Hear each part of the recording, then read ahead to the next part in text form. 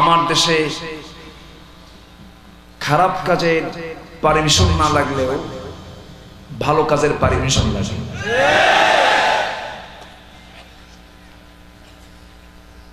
নামাজ পড়াকে সন্দেহ মনে করা হয়।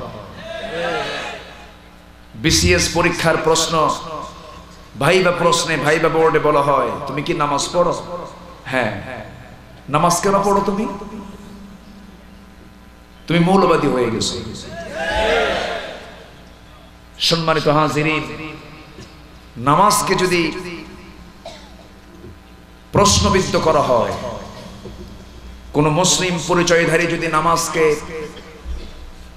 দোষের বিষয় মনে করেন, আমি হলফ করে বলতে পারি অবশ্যই তার জন্মে ভেজাল আছে। জন্মে ভেজাল আছে না নাই? আচ্ছা। সম্মানিত উপস্থিতি, এমন একটি সংকট কাল আমরা অতিক্রম করছি। তবে হ্যাঁ, অন্ধকার যত গভীর হয় আলো তত কাছে আসে। ভয় পাওয়ার কিছু নেই। দিন যায় রাত আসে, রাত যায় দিন আসে। কারো জন্য সর্বনাশ, কারো জন্য পৌষ মাস। আবার হয়তো আমাদের জন্য কিছু কালের জন্য সর্বনাশ হতে পারে, আমাদেরও পৌষ মাস আসবে। জোরে বলুন ইনশাআল্লাহ। মাহফিলে কয়েকটা শ্রেণী আসেন। কিছু শ্রেণী আসেন আমল করার নিয়তে শোনার জন্য, কিছু শ্রেণী আসেন শুধু শোনার জন্য, কিছু শ্রেণী আসে দেখার জন্য, আর কিছু শ্রেণী আসে কি কয় বোঝেন নাই, ভুল কোথায় ধরা যায়। সম্মানিত ভাইয়েরা, কোরআনে কারীম এমন একটি কিতাব, এটা মানুষকে হেদায়েতের দিকে নিয়ে আসে। তো কোরআনের মাহফিল হবে যারা অনুমতির জন্য প্রসেস মেইনটেইন করেন। কোরআন শুনতে কেন মুসলমানের অনুমতি লাগবে? কোরআন কার? আসতে বলবেন না, কার? সব বন্ধ হবে।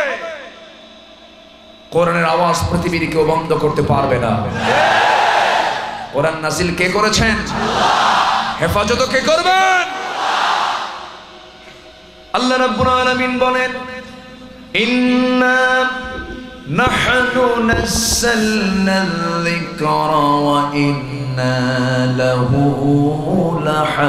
লাহাফিজুন। কোরআন আমি নাজিল করেছি, হেফাজতের দায়িত্ব আমি কাউরে দেই নাই, আমি আল্লাহ নিজে হেফাজত করব। পৃথিবীর সব শেষ হয়ে যাবে, পৃথিবীর সব ধ্বংস হয়ে যাবে, কোরআন কি ধ্বংস হবে? আমি আপনি কেউ থাকবো? সবাই চলে যাব। ঠিক থাকবেন কে? আল্লাহর কালাম থাকবে না? থাকবে না? থাকবে। এটা কখনো নির্মূল হবে না, এটা কখনো ধ্বংস হবে না। এটা হচ্ছে মহাবিশ্বের চির বিস্ময়। আল্লাহ রাব্বুল আলামিন এই কিতাবের ব্যাপারে বান্দাকে জানিয়ে দিচ্ছেন, বান্দারে, অতএব যে কিতাব আমার পক্ষ থেকে নাজিল হলো সেই কিতাব ছেড়ে তোমরা অন্য কোথাও যেতে পারবে না। আল্লাহ বান্দাকে প্রশ্ন করে বলছেন, فَأَيْنَ تَذْهَبُونَ إِنْ هُوَ إِلَّا ذِكْرٌ لِلْعَالَمِينَ لِمَنْ شَاءَ مِنْكُمْ أَنْ يَسْتَقِيمَ وَمَا تَشَاءُونَ إِلَّا أَنْ يَشَاءَ اللَّهُ رَبُّ الْعَالَمِينَ। বান্দারা, তুমি কোথায় দৌড়াও? যে দলের নেতা তোমাকে নামাজের আহ্বান করে না, যে দলের নেতা তোমাকে নামাজ পড়তে অনুমতি দেয় না, পারমিশন দেয় না, হুকুম দেয় না, সেই দল করা যাবে না। সেই দলই করতে হবে যে দল আল্লাহ আমাকে করতে বলেছেন। কোন দল করতে হবে? কোরআনকে প্রশ্ন করলে তার জবাব আছে না নাই? আল্লাহ রাব্বুল আলামিন সুন্দর করে বান্দাকে জানিয়ে দিচ্ছেন, শোনো দলটা করবা কার? ওয়ালতাকুম মিনকুম উম্মাতুন ইয়াদউনা ইলাল খায়রি ওয়া ইয়া'মুরুনা বিল মা'রুফি ওয়া ইয়ানহাউনা আনিল মুনকার। তোমাদের ভিতরে এমন একটি দল থাকা দরকার যে দল মানুষকে সৎ কাজের আদেশ দেবে, অসৎ কাজের বাধা প্রদান করবে। এই কথা কে বলে দিলেন? কিন্তু আমাদের সমাজে এমন কিছু কিছু লোক আছে, এমন কিছু কাজের আহ্বান জানায় যার শুনলে পরে রীতিমতো আপত্তিকর মনে হয়। কি বলে? ঘুষ খান কিন্তু কম কম খান। এরকম কিছু আছে না হুকুম? ঘুষ খান কিন্তু সহনীয় মাত্রায় খান, বেশি খায়েন না। উনি বুঝাই দিলেন, আমিও খাই তোমরাও খাও, জাতি খাক। সম্মানিত ভাইয়েরা, সম্মানিত বন্ধুগণ, এইরকম করে আমরা আগে দেখতাম, আমরা জানি যে একটা বিল্ডিং এর ছাদ নির্মাণে লাগে হচ্ছে রড, সিমেন্ট, কংক্রিট আর সিসি। এখন মোটামুটি রড আর লাগে না। এখন জাতীয় সম্পদ আমার দেশের একটা সম্পদ আছে, এখন রডের বদলে ব্যাম্বো সিসি, এখন বাঁশ দিচ্ছে। কি দিচ্ছে? বাঁশ। আমরা কত উন্নত হয়েছি। সম্মানিত হাজিরিন, এটার মূল কারণ হলো একটাই, আমরা কোরআন ধরেছি না ছেড়েছি? ধরেছি না ছেড়েছি? ছেড়ে দিয়েছি। আল্লাহ রাব্বুল আলামিন মানুষের সফলতার জন্য, ইহকালীন কল্যাণ এবং পরকালীন মুক্তির জন্য যে গাইডলাইন দিলেন, এই গাইডলাইন ছাড়া অন্য কোন তন্ত্র মন্ত্রের দিকে গেলে মানুষ কি সুখ শান্তি পাবে? আসতে বলবেন না, পাবে? পাবে না, কখনো পাবে না। এই বিশাল বিশ্ব ব্রহ্মাণ্ড, এই বিশাল বড় সংসার কে চালান? আসতে বলবেন না, কে চালান? এই বিশাল বিশ্ব ব্রহ্মাণ্ডের মাঝে আমি একজন মানুষ, আমি আল্লাহর সৃষ্টি। আরো সৃষ্টি দুনিয়াতে আছে না নাই? আকাশটা কার? তারকাগুলো কার? সূর্যকে উদয় করেন, চন্দ্রকে তুলেন, সব কার হুকুম মানে? আল্লাহর হুকুম মানে। সবাই আল্লাহর কাছে চায়, সবাই আল্লাহর কাছে আত্মসমর্পণ করে, কিন্তু মানুষের ভিতরে কিছু ভেজাল রয়েছে। মানুষটা কেমন ধরনের? মহান রব্বুল আলামিন বান্দাকে এই জন্য বলে দিচ্ছেন, শোনো, শক্ত কথা শুনে নাও। যারা পারেন সঙ্গে পড়েন, লাইন শাকারতুম লাযীদান্নাকুম ওয়া লাইন কাফারতুম ইন্না আযাবি লাশাদীদ। শুকর নিয়ামত, নিয়ামাতাত আসফুন কুনাত, কুফর নিয়ামত, নিয়ামাতাত বীরুন কুনাত। শুকর যদি আদায় করতে পারো, আমার নিয়ামতের ভান্ডার তোমার জন্য আমি সব খুলে দেব। আর শুকর আদায় যদি করতে ব্যর্থ হয়ে যাও, জেনে রেখে দিও, সবচেয়ে বেশি শাস্তি কেউ দেবে না, আমি আল্লাহ দেব। এই শক্ত কথা কার? আল্লাহ পাক। সব প্রাণী আল্লাহর কাছে সারেন্ডার করছে। এই বিশাল বড় আকাশ, এই বিস্তৃত জমিন, আমার আপনার চোখের সামনে যা কিছু দেখতে পাই, সকল সৃষ্টিগুলো আল্লাহর কাছে তারা সারেন্ডার করছে। আল্লাহ রাব্বুল আলামিন বান্দাকে প্রশ্ন করে বলছেন, আফাগায়রা দীনিল্লাহি ইয়াবগুনা ওয়া লাহু আসলামা মান ফিস সামাওয়াতি ওয়াল আরদ তাওআন ওয়া কারহা। মানুষ কেমনে দ্বীন হিসাবে ইসলাম ছেড়ে দিয়া অন্য কোন তন্ত্র মন্ত্রের দিকে কেমন করে চলে যায়? অথচ আসমান জমিনে যত সৃষ্টি আছে, যত কিছু আছে, সব ইচ্ছায় হোক অনিচ্ছায় হোক আত্মসমর্পণ করছে কার কাছে? আল্লাহর কাছে। আমরা কারো কাছে চাইবো না, আমরা চাইবো কার কাছে? আমরা কারো আইন মানবো না, আইন মানবো কার? আসতে বলবেন না, আইন মানবো কার? আল্লাহ পাক। কিন্তু আইন যে আল্লাহর মানবো, আমরা যে দেশে আছি সেই দেশে কার আইন আছে? আল্লাহ।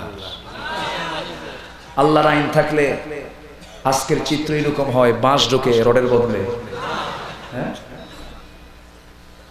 এখানেই তো রোগ।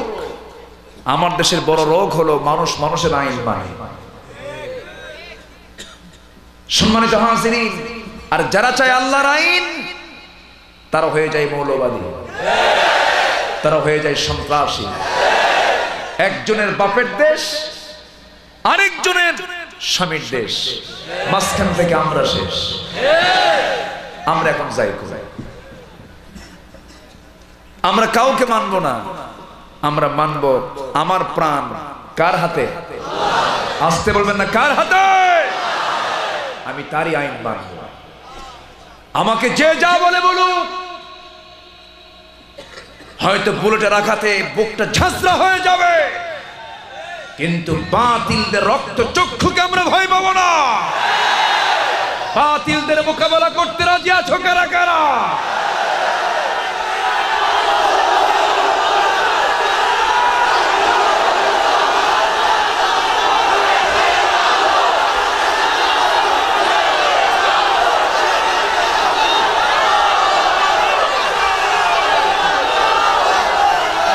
আল্লাহ সবার হাতকে কবুল করুন, জোরে বলি আমিন, আরো জোরে আমিন। সম্মানিত বন্ধুগণ, আমাদের কেউ শত্রু না। আওয়ামী লীগ, বিএনপি, জাতীয় পার্টি, যে যে দল করেন করেন, আপত্তি নাই, কিন্তু একটা প্ল্যাটফর্মে আসেন, শুধু বলুন আমরা আল্লাহর আইন চাই, শুধু বলুন, আমরা সব এক হয়ে যাব। ঠিক কি না? কিন্তু এই বলা সবার কি মুখ থেকে বের হবে?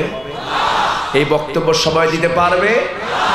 চেয়ার চলে যাবে, ক্ষমতা চলে যাবে, কায়েমি স্বার্থ থাকবে না।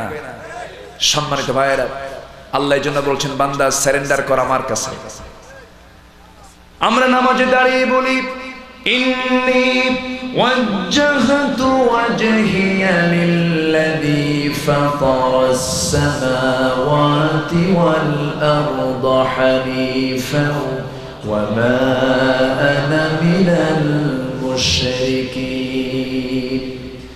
আমি আমার চেহারা আল্লাহমুখী করে নিলাম, আমি মুশরিকদের অন্তর্ভুক্ত নই, এই কথা আমি বলে ফেললাম, কিন্তু আইনটা মানলাম মানুষের। আমি কেমনে শিরক মুক্ত হলাম? আমি যদি এই বক্তব্যই দিয়ে দেই, সবাই বলুন, ইন্না সালাতি ওয়া নুসুকি ওয়া মাহইয়ায়া ওয়া মামাতি লিল্লাহি রাব্বিল আলামিন। আমার সালাত, আমার কুরবানি, আমার জীবন, আমার মরণ সব হবে কার জন্য বলুন? আসতে বলবেন না, কার জন্য হবে? এমন কথা যদি বলি, বান্দা কোনোদিন বান্দার আইন মানতে পারে না। বান্দা মানবে কার আইন? বান্দা চাইবে কার কাছে? সকল সমস্যার সমাধান একমাত্র কে করতে পারেন? কে করতে পারেন? এই জন্য আল্লাহ বলছেন, বান্দারে তুই আমার কাছে চা, কারো কাছে চাবি না, আমার কাছে বল, আমি তোর সকল চাহিদা মিটাই দেব। সূরা ফাতিহা, সূরা ফাতিহাটা শুধু চাওয়ারই একটা সূরা। সূরা ফাতিহা কিসের সূরা? চাওয়ার সূরা। সকল চাও আমি আল্লাহর কাছে চাবো। আল্লাহ রাব্বুল আলামিন বান্দাকে ডাক দিয়ে বলছেন, ইয়া আইয়ুহাল্লাযীনা আমানুস্তাঈনু বিস-সাবরি ওয়াস-সালাহ ইন্নাল্লাহা মা'আস-সাবিরিন। জোরে বলুন আল্লাহু আকবার। ইয়া আইয়ুহাল্লাযীনা আমানু, হে ঈমানদারেরা, আল্লাহ পাক যে এরকম করে ডাক দিচ্ছেন, এইরকম ডাক দিয়েছেন কোরআন শরীফ 89 বার। ইয়া আইয়ুহান নাস বলেছেন, আবার রাসূলকে দিয়ে কুল ইয়া আইয়ুহাল কাফিরুন কাফিরদেরকে ডাক দিয়েছেন। কাফিরদেরকে ডাক দিয়ে রাসূলকে দিয়ে বলে দিলেন, হে রাসূল আপনি বলে দেন কাফিরকে স্ট্রেট কাট কথা বলে দেন, কুল ইয়া আইয়ুহাল কাফিরুন লা আ'বুদু মা তা'বুদুনা ওয়া লা আনতুম আ'বিদুনা মা আ'বুদু ওয়া লা আনা আ'বিদু মা আ'বাদতুম ওয়া লা আনতুম আ'বিদুনা মা আ'বুদু লাকুম দীনুকুম ওয়ালিয়া দীন। হে কাফেররা, আমি যারা গোলামি করি তোমরা তার গোলামি করো না, তোমরা যারা গোলামি করো আমি তার গোলামি করি না। অতএব তোমার দিন তোমার কাছে, আমার দিন আমার কাছে। তুমি তোমার দিন নিয়ে থাকো, আমি আমার দিন নিয়ে থাকি, কিন্তু যে দিনগুলো পৃথিবীতে আছে সেই দিনের নিচে ইসলাম থাকবে না উপরে থাকবে? নিচে থাকবে না উপরে থাকবে? আমার দেশে ইসলামটা কি বিজয়ী না পরাজিত? পরাজিত। ইসলাম তো বিজয়ী হয় না। আর ইসলাম বিজয়ী না হওয়া পর্যন্ত আমাদের বিশ্রাম নেওয়ার কোনো সুযোগ নাই, ঠিক কিনা? পৃথিবীতে যত পয়গম্বর এসেছেন সকল পয়গম্বরদের যে কার্যক্রম সব কি ভিন্ন ছিল না এক ছিল? ভিন্ন না এক এবং অভিন্ন ছিল। সে কি দাওয়াত ছিল? সকল পয়গম্বররা দাওয়াত দিয়েছেন। সবাই আমার সঙ্গে ঠোঁট মিলিয়ে মিলিয়ে বলুন, ওয়ালাকাদ বা'আসনা ফি কুল্লি উম্মাতির রাসূলান আন ই'বুদুল্লাহা ওয়াজতানিবুত তাগুত। তোমরা তাগুতকে পরিহার করো, আল্লাহর তোমরা গোলামি করো। এই দাওয়াত সকল পয়গম্বররা দিয়েছেন। সবার দাওয়াত তো একটাই ছিল। আমার বন্ধুগণ, আল্লাহ রাব্বুল আলামিন তার রাসূলকে জানিয়ে দিচ্ছেন, হে রাসূল আমি আপনাকে কেন পাঠালাম তাও জানিয়ে দিলাম। যারা পারেন আমার সঙ্গে পড়ুন, হুয়াল্লাযী আরসালা রাসূলাহু বিল হুদা ওয়া দীনিল হাক্কি লিইয়ুযহিরাহু আলাদ দীনি কুল্লিহি ওয়া কাফা বিল্লাহি শাহীদা। তিনি সেই মহান সত্তা যিনি তার রাসূলকে দ্বীনে হক দিয়ে পাঠিয়েছেন, যেন তিনি কি করতে পারেন, দুনিয়ার সমস্ত তন্ত্র মন্ত্র, দুনিয়ার যত দিন আছে সকল দিনকে পরাজিত করে যেন তিনি আল্লাহর দিনকে যেন তার উপরে বিজয়ী করতে পারেন। আর এই দিনকে বিজয়ী করার ক্ষেত্রে চাইতে হবে কার কাছে? আসতে বলবেন না, কার কাছে? দেওয়ার মালিককে না দেওয়ার মালিককে? আমার বন্ধুগণ, নামাজের মধ্যে আমরা দাঁড়িয়ে দাঁড়িয়ে বলি, সবাই আমার সঙ্গে ঠোঁট মিলিয়ে বলুন, তালে তালে বলুন, সওয়াবটা পেয়ে যাবেন। ইয়্যাকা না'বুদু ওয়া ইয়্যাকা নাস্তাঈন ইহদিনাস সিরাতাল মুস্তাকিম সিরাতাল লাযীনা আন'আমতা আলাইহিম গায়রিল মাগদুবি আলাইহিম ওয়ালাদ দাল্লিন। এরপরে আল্লাহ তাআলা আমরা কেবলমাত্র শুধুমাত্র তোমার ইবাদত করি, তোমার কাছেই চাই, তোমার কাছেই চাই। ওয়া ইয়্যাকা নাস্তাঈন ইহদিনাস সিরাতাল মুস্তাকিম। হে আল্লাহ তুমি আমাদেরকে সঠিক পথের রাস্তা দেখিয়ে দাও। আল্লাহ এরকম করে চাইতে বললেন। আর এই জায়গায় চাইতে বলেন, বান্দা তুই আমার কাছে চাস দুইটা মাধ্যম দিয়া। কয়টা মাধ্যম দিয়া? দুইটা মাধ্যম দিয়া। কিন্তু আমাদের দেশে চাওয়ার জায়গা কিছু কিছু মুসলমান খুঁজে নিয়েছে বিভিন্ন বাবার দরবার, আছে না? এলাকায় মনে হয় নাই?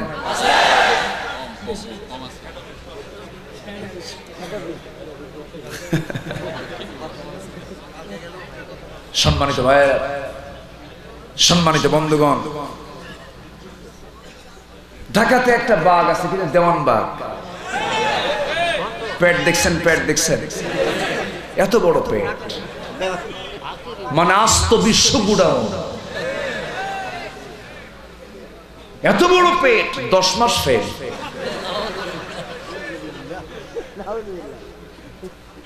তার নাকি 2 ছেলে গেছে মদিনায়। মদিনায় যাওয়ার পর রাসূল নাকি তাদেরকে কাছে ডেকে নিয়ে বলেছে, তোমার আব্বাকে আমার সালাম দিও। চিন্তা করছেন? এদেরকে শুধু জুতা পেটানো হবে, পিটাইয়ে সোজা করা দরকার। যাদের মুখ থেকে নাস্তিক্য চেতনার কথা বের হয় তাদের সাথে মুসলমানের কোন সম্পর্ক থাকতে পারে কখনো না। আমি কাউকে ভালোবাসবো কার জন্য? কার জন্য? কারোর সঙ্গে শত্রুতা করব কার জন্য? ইসলাম তেমনই। ইসলাম মানতে গেলে নিজের সন্তান দূরে চলে যায়, অপর ভাই আমার কাছের হয়ে যায়, আপন হয়ে যায়। নূহ আলাইহিস সালাতু ওয়াস সালামের ছেলে কেনান হয়ে গেল দূরে, ইব্রাহিম আলাইহিস সালাতু ওয়াস সালামের বাবা হল দূরে, লূত আলাইহিস সালাতু ওয়াস সালামের স্ত্রী হয়ে গেল দূরের মানুষ। আর মুসলমানদের জন্য সম্পর্ক সবচেয়ে বড় হলো কোনটা? ইন্নাল্লাহা ইউহিব্বুল্লাযীনা ইউকাতিলুনা ফী সাবিলিহি সাফফান কাআন্নাহুম বুনয়ানুম মারসুস। আল্লাহ রাব্বুল আলামিন সেই সমস্ত বান্দাদেরকে খুব ভালোবাসেন। কে বলছেন? ভালোবাসেন আল্লাহ তাদেরকে যারা কি করে? আল্লাহর জমিন, আল্লাহর দ্বীন কায়েমের জন্য যারা সীসা ঢালা প্রাচীরের মতো কাতারবদ্ধ হয়ে তারা আন্দোলন করে, সংগ্রাম করে। সীসা ঢালা প্রাচীর, কি ঢালা প্রাচীর? সীসা ঢালা। কান্নাহুম বুনিয়ানুল মাহদুদ বলতে পারতেন, মাহদুদ বললেন না কেন? মাহদুদ মানে হচ্ছে লোহা। লোহার এক কোণায় তাপ লাগলে আরেক কোণায় ঠান্ডা থেকে যায়, কিন্তু সীসাটা এমন একটি ধাতু যার এক কোণায় তাপ লাগলে গোটা সব দিকে এক সমান তাপমান হয়ে যায়। তেমনি মুসলমানরা সীসা ঢালা প্রাচীরের মতো কাতারবদ্ধ হবে, মানে একজন মুসলমানের যদি কেউ পশমের ক্ষতি করতে আসে আরেক মুসলমান তার পক্ষে দাঁড়িয়ে যাবে। সম্মানিত ভাইয়েরা, ইসলাম তেমন একটি বিষয়ের নাম পিতা পুত্রের মধ্যে পার্থক্য সৃষ্টি করে দেয়।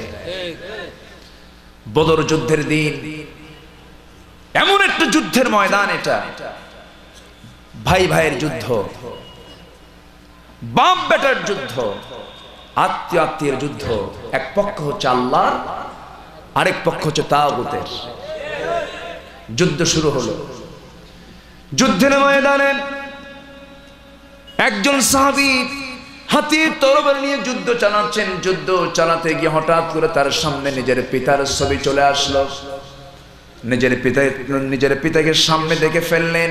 দেখা মাত্রই তিনি মনে মনে আশ করলেন, আমি আমার আব্বাকে কেমনে আঘাত করব? আমার জন্মদানকারী পিতা, এটা মনে করি তরবারি গোটা নিলেন।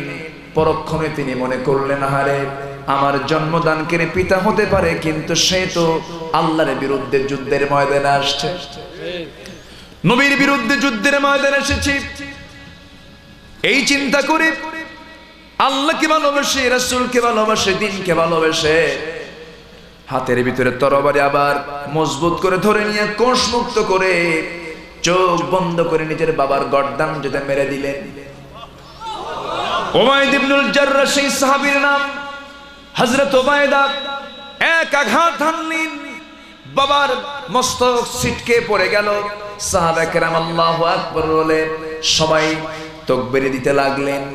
যুদ্ধের ময়দানে মুসলমানদের বিজয় হলো, কিন্তু উবাইদার চোখের পানি বন্ধ হয় না। উবাইদা কাঁদেন।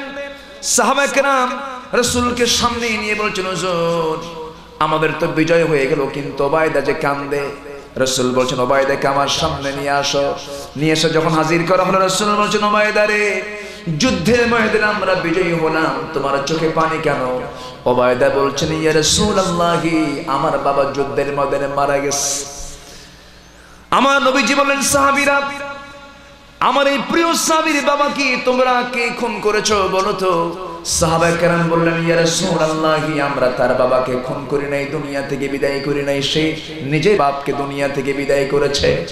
আমার নবীজি সাহাবীকে আস্তে করে বুকের মধ্যে জড়ায় ধরে বলছেন, ওবায়দা, তোমার জন্য আল্লাহর জান্নাত ওয়াজিব হয়ে গেছে। জোরে করে আল্লাহু আকবার। এটার নাম হচ্ছে ইসলাম। এক ভাই বিএনপি করে, আরেক ভাই আওয়ামী লীগ করে, আছে না? স্পোর্টিং ক্লাবের মতো, মোহামেডান আবাহনী, আবাহনী মোহামেডান। ওই রকম করে জান্নাত পাওয়া যাবে না। জান্নাত পেতে হলে দল করতে হবে কার? আল্লাহ। চাইবো কার কাছে? আসতে বলবেন না, চাইবো কার কাছে? আমার কে আছেন? আমার কে আছেন? আল্লাহ কোথায়?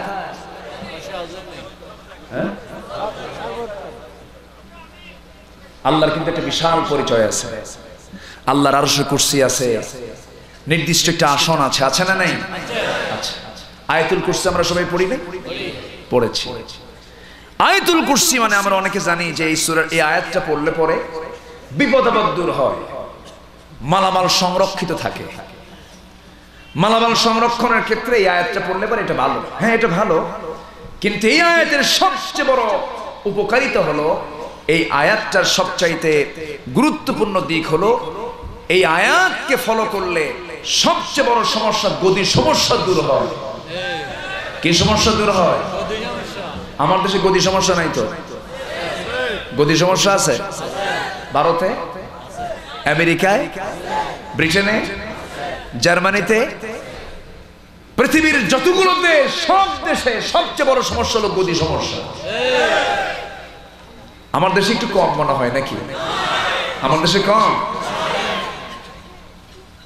যে একবার চেয়ারে বসে সুপার গ্লু আটা দিয়ে বসে, ওঠা উঠে না। সম্মানিত বন্ধুগণ,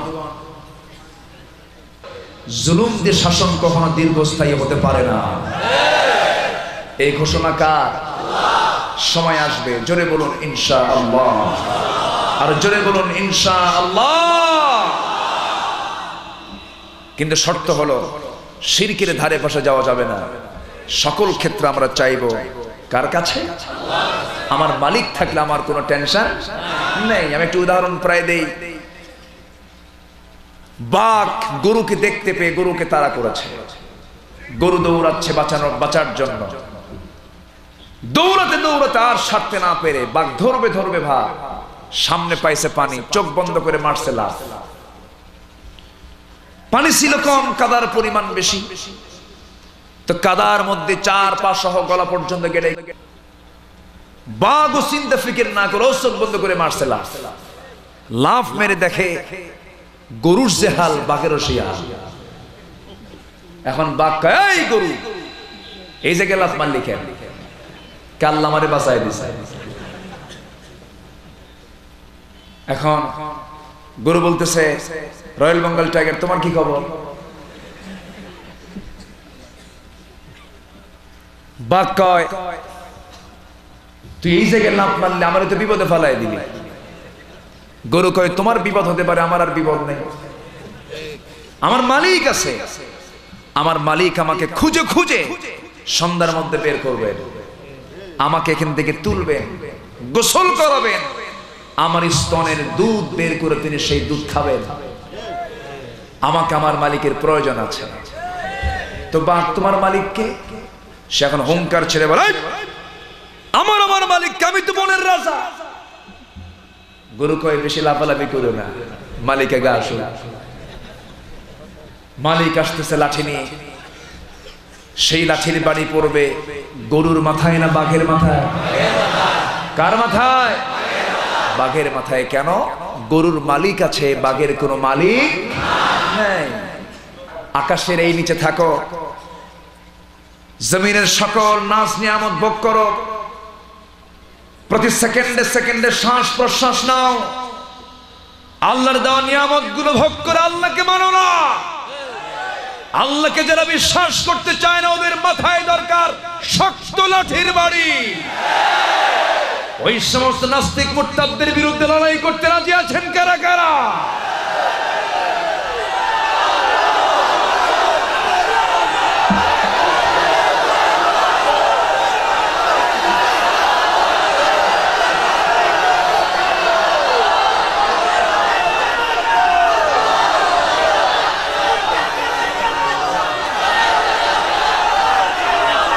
কেমন? আল্লাহ সবার হাতকে কবুল করুন, জোরে বলি আল্লাহুম্মা আমিন। বাঁচতে চাই এক মুহূর্ত, কিন্তু ঈমান নিয়ে বাঁচতে চাই। মুনাফিকি জীবনের চাইতে এক মুহূর্তে বেঁচে থাকা অনেক ভালো। সম্মানিত ভাইয়েরা, সম্মানিত বন্ধুগণ, শিরকের ধারে পাশে যাওয়া যাবে না, কোন বাবার দরবারে যাওয়া যাবে না।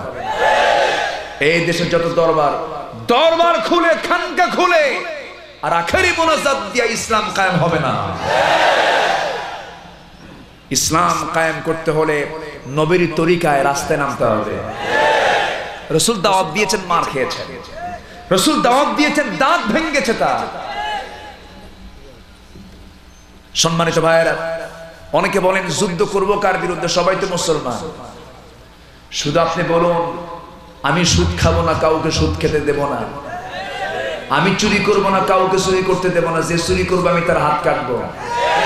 শুধু এই কথা বলেন আপনি, আবু জেহেলকে আপনার খোঁজা লাগবে না, আবু জেহেল আপনাকে খুঁজে নেবে। এরকম আবু জেহেল আছে না নাই? ইজতেমা হয়ে গেল আমাদের দ্বীনি ভাইরা, বিশ্ব ইজতেমায়। এটা আমাদের একটা গর্ব। গোটা পৃথিবীর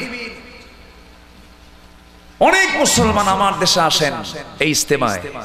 এটা একটি আমাদের একটা বিশাল গর্বের বিষয়। আমাদের দেশে অতিথি হয়ে আসেন 30-40 লক্ষ মুসলমান এক জায়গায় হয়। আলহামদুলিল্লাহ বলেন, এটা একটা বরকত, ভালো, আলহামদুলিল্লাহ। কিন্তু সেই জায়গায় যদি এই বক্তব্য একবার দেওয়া হয়, আলা লাহুল খালক ওয়াল আমর, সাবধান, সৃষ্টি যার, আইন চলবে তার। এই কথা শুধু বলুক একবার, যারা তাম্বু টাঙ্গাইছে তারাই তাম্বু খুলবে, ঠিক কিনা? তাহলে হককে কেন গোপন করা হয়? হককে গোপন করা যাবে না, যা কিছু ওপেন করে দেন। যেমন করে দাওয়াত দিয়েছেন মুহাম্মদ সাল্লাল্লাহু আলাইহি ওয়াসাল্লাম। আমাদের কেউ শত্রু না, শত্রু তারাই যারা আল্লাহর বিরুদ্ধে চারণ করে, ঠিক কিনা? সে যদি আমার বাবাও হয়, আমি তাকে ছাড় দেব না। আমার সবচেয়ে আপন কে? আস্তে, আমার সবচেয়ে আপন কে? আল্লাহ পাক। আমার বন্ধুগণ, সে আল্লাহর কাছে চাইতে হবে, ধৈর্যের মধ্য দিয়া চাইতে হবে। দুটো মাধ্যম আল্লাহ পাক এখানে দিয়েছেন। আল্লাহ রাব্বুল আলামিন বলেন, ইয়া আইয়ুহাল্লাযীনা আমানুস্তাঈনু বিস-সাবরি ওয়াস-সালাহ ইন্নাল্লাহা মা'আস-সাবিরিন। তোমরা আমার কাছে চাও, দুটো মাধ্যম দিয়ে চাও, একটা হলো সবর আর একটা হলো সালাত। এখানে আল্লাহ পাক নামাজটাকে পরে দিলেন, সবরটাকে আগে দিলেন, ধৈর্যকে আগে দিলেন, সবর নামাজকে পরে দিলেন। কেন? যার ধৈর্য থাকবে না তার নামাজও কবুল হবে না। ধৈর্য একটা বিশাল গুণের নাম। এই পৃথিবীতে যত পয়গম্বর এসেছেন, সকল পয়গম্বরদের একটা বড় গুণ ছিল, তারা এক একজন ছিলেন ধৈর্যের বিশাল বড় একটা পাহাড় ছিলেন। তারা যত পরীক্ষা তাদের জীবনে এসেছে, সকল পরীক্ষায় তারা ধৈর্য সহকারে উত্তর দিয়েছেন। জোরে করেন সুবহানাল্লাহ। পরীক্ষায় তারা পাশ করেছেন। সম্মানিত ভাইয়েরা, নামাজকে পরে দেওয়া হলো, সবরকে আগে দেওয়া হলো। নামাজের ভিতরেও কিন্তু একটা ধৈর্যের বিষয় থাকে। আমি গত বছর এখানে এসেছিলাম, আমি সূরাতুল কালামকে সামনে রেখে কিছু কথা বলেছি। আজকে যে সাবজেক্টটা ধরেছি, এটার পুরোপুরি আলোচনা যদি করতে যাই, অন্তত 3 দিন হলে একটু ভালো হয়। পাইছি তো 1 রাত, তাও 1 রাতের অনুমোদন পেতেই যত ঠেলা আর ঘুতা। যারা তাফসীর মাহফিলে বাধা সৃষ্টি করে, আমার বিশ্বাস তারাই তাদের ভিতরে লালন হয় ফেরাউনি প্রেতাত্মা। সব বন্ধ হবে, ইসলামকে কেউ অচল করতে পারবে না। ইসলাম কার? ইসলাম ছিল, আছে, থাকবে। আল্লাহু আকবার। আমি আপনি থাকবো না, কিন্তু ইসলাম থাকবে। ইসলাম থাকবে না? থাকবে। নামাজটাকে আল্লাহ পাক পড়ে দিলেন, সবরটাকে আগে দিলেন। নামাজের মধ্যেও কিন্তু ধৈর্যের দরকার। দেখবেন কিছু কিছু লোক আছে নামাজের মধ্যে ইমাম সাহেব যদি একটু সূরা লম্বা করেন, পিছন থেকে লোকমা আসে। কেমন আওয়াজ আসে জানেন? এরকম লোকমা দেয়, মানে বুঝায় যে হুজুর একটু শর্ট করেন। এই জন্য আল্লাহ পাক দেখেন আগে সবর দিলেন, এরপর সালাতের কথা বললেন। সম্মানিত বন্ধুগণ, ধৈর্য বিশাল একটি বিষয়। আইয়ুব আলাইহিস সালাতু ওয়াস সালাম, তার পরীক্ষা ছিল রোগ। ইউসুফ আলাইহিস সালাতু ওয়াস সালাম, তার পরীক্ষা ছিল নারীর ফিতনা। এরপরে জাকারিয়া আলাইহিস সালাতু ওয়াস সালাম, তার পরীক্ষা ছিল তার বিরুদ্ধে মিথ্যা অভিযোগ দিয়ে নারী জিনার অভিযুক্ত করা হয়েছিল। এরকম করে সকল পয়গম্বরকে পরীক্ষা করা হয়েছে, তবে সবচেয়ে বেশি পরীক্ষার সম্মুখীন হয়েছেন নবিয়ুনা মুহাম্মদ সাল্লাল্লাহু আলাইহি ওয়াসাল্লাম। শুধু দিনের সঠিক কথা বলেছেন, জেল পর্যন্ত তাকে খাটতে হয়েছে। একদিন দুদিন না, দীর্ঘ 3.5 বছর তাকে জেলখানার মধ্যে থাকতে হয়েছে। আমার দেশের জেলখানায় মানুষ খেতে খেতে মোটা হয়ে যায়, কিন্তু আমার নবীর জেলখানা এমন জেলখানা ছিল, খাবার পর্যন্ত ছিল না। সাহাবায়ে কেরাম না খেয়ে থেকেছেন দীর্ঘদিন পর্যন্ত। ফাতিমা রাদিয়াল্লাহু তাআলা আনহা অল্প বয়সে দুনিয়া থেকে বিদায় হলেন কেন? এই শেব আবু তালেবে 3টি বছর 3.5 বছর তিনি দিনের পর দিন খেতে পারেন নাই। সাহাবায়ে কেরাম খাবার না পায়া, সাহাবায়ে কেরাম ক্ষুধার যন্ত্রণা মিটানোর জন্য বাবলা গাছের কাঁটাযুক্ত ছালগুলো পেড়েছেন। চাবাতে গিয়া সেই বাবলা গাছের ছালের রস কেটে নিয়ে সেই কাঁটাগুলো জিহ্বার মধ্যে, ঠোঁটের মধ্যে ঢুকে পড়ছে, রক্ত বের হয়ে গেছে। পায়খানাগুলো ছাগলের লাদির মতো, পায়খানার মতো কটকটে হয়ে গেছে। এত কষ্ট তারা স্বীকার করেছেন, একমাত্র কারণ হলো তারা চেয়েছেন এই জমিনে একমাত্র কার বিধান? আসতে বলবেন না, কার বিধান? আর এর জন্য ধৈর্যের দরকার আছে না নাই? ধৈর্যের দরকার আছে, সবরের দরকার আছে। ধৈর্য ছাড়া কোনো কিছু সম্ভব নয়। যার ধৈর্য নাই তার ঈমান যে কোনো মুহূর্তে শয়তান ছো মেরে নিয়ে চলে যাবে। সেই জন্য ধৈর্যের কথা আল্লাহ রাব্বুল আলামিন বললেন। একটা সূরা আছে যে সূরার 4টি উপদেশ আল্লাহ পাক দিয়েছেন, সেখানে ধৈর্যের কথা বলেছেন। আল্লাহ রাব্বুল আলামিন বলেন, যারা পারেন সঙ্গে পড়ুন, ইন্নাল ইনসানা লাফি খাসরিন ইল্লাল্লাযীনা আমানু ওয়া আমিলুস সালিহাত ওয়া তাওয়াসাউ বিল হাক্কি ওয়া তাওয়াসাউ বিস সাবর। দ্বীন হকের উপদেশ যখন তুমি দিতে যাবে, তোমার ধৈর্যের দরকার, ধৈর্যের পাহাড় তোমাকে হতে হবে। আইয়ুব আলাইহিস সালামকে আল্লাহ রাব্বুল আলামিন বিশাল পরীক্ষা করলেন। এমন পরীক্ষা তার জীবনে চলে আসলো, বিশাল সম্পদের পাহাড় আল্লাহ পাক তাকে দান করেছিলেন, নিমিষেই সব শেষ হয়ে গেল। তিনি অসুস্থ হয়ে পড়লেন। এমন অসুস্থ হলেন বিছনা থেকে উঠতেই পারেন না, খেতেও পারেন না, চলতেও পারেন না। 4 জন স্ত্রী, 3 জন স্ত্রী সব চলে গেল, মাত্র একজন ছিলেন তার পাশে। তিনি বলেছেন, আমার স্বামী গো, আপনার সুখের কালেও ছিলাম আমি রহিমা, আপনার দুঃখের কালেও আমি রহিমা থেকেই যাব। সুখের কালের কিছু বউ থাকে আর দুঃখের কালের কিছু বউ থাকে। এখনো আছে না নাই?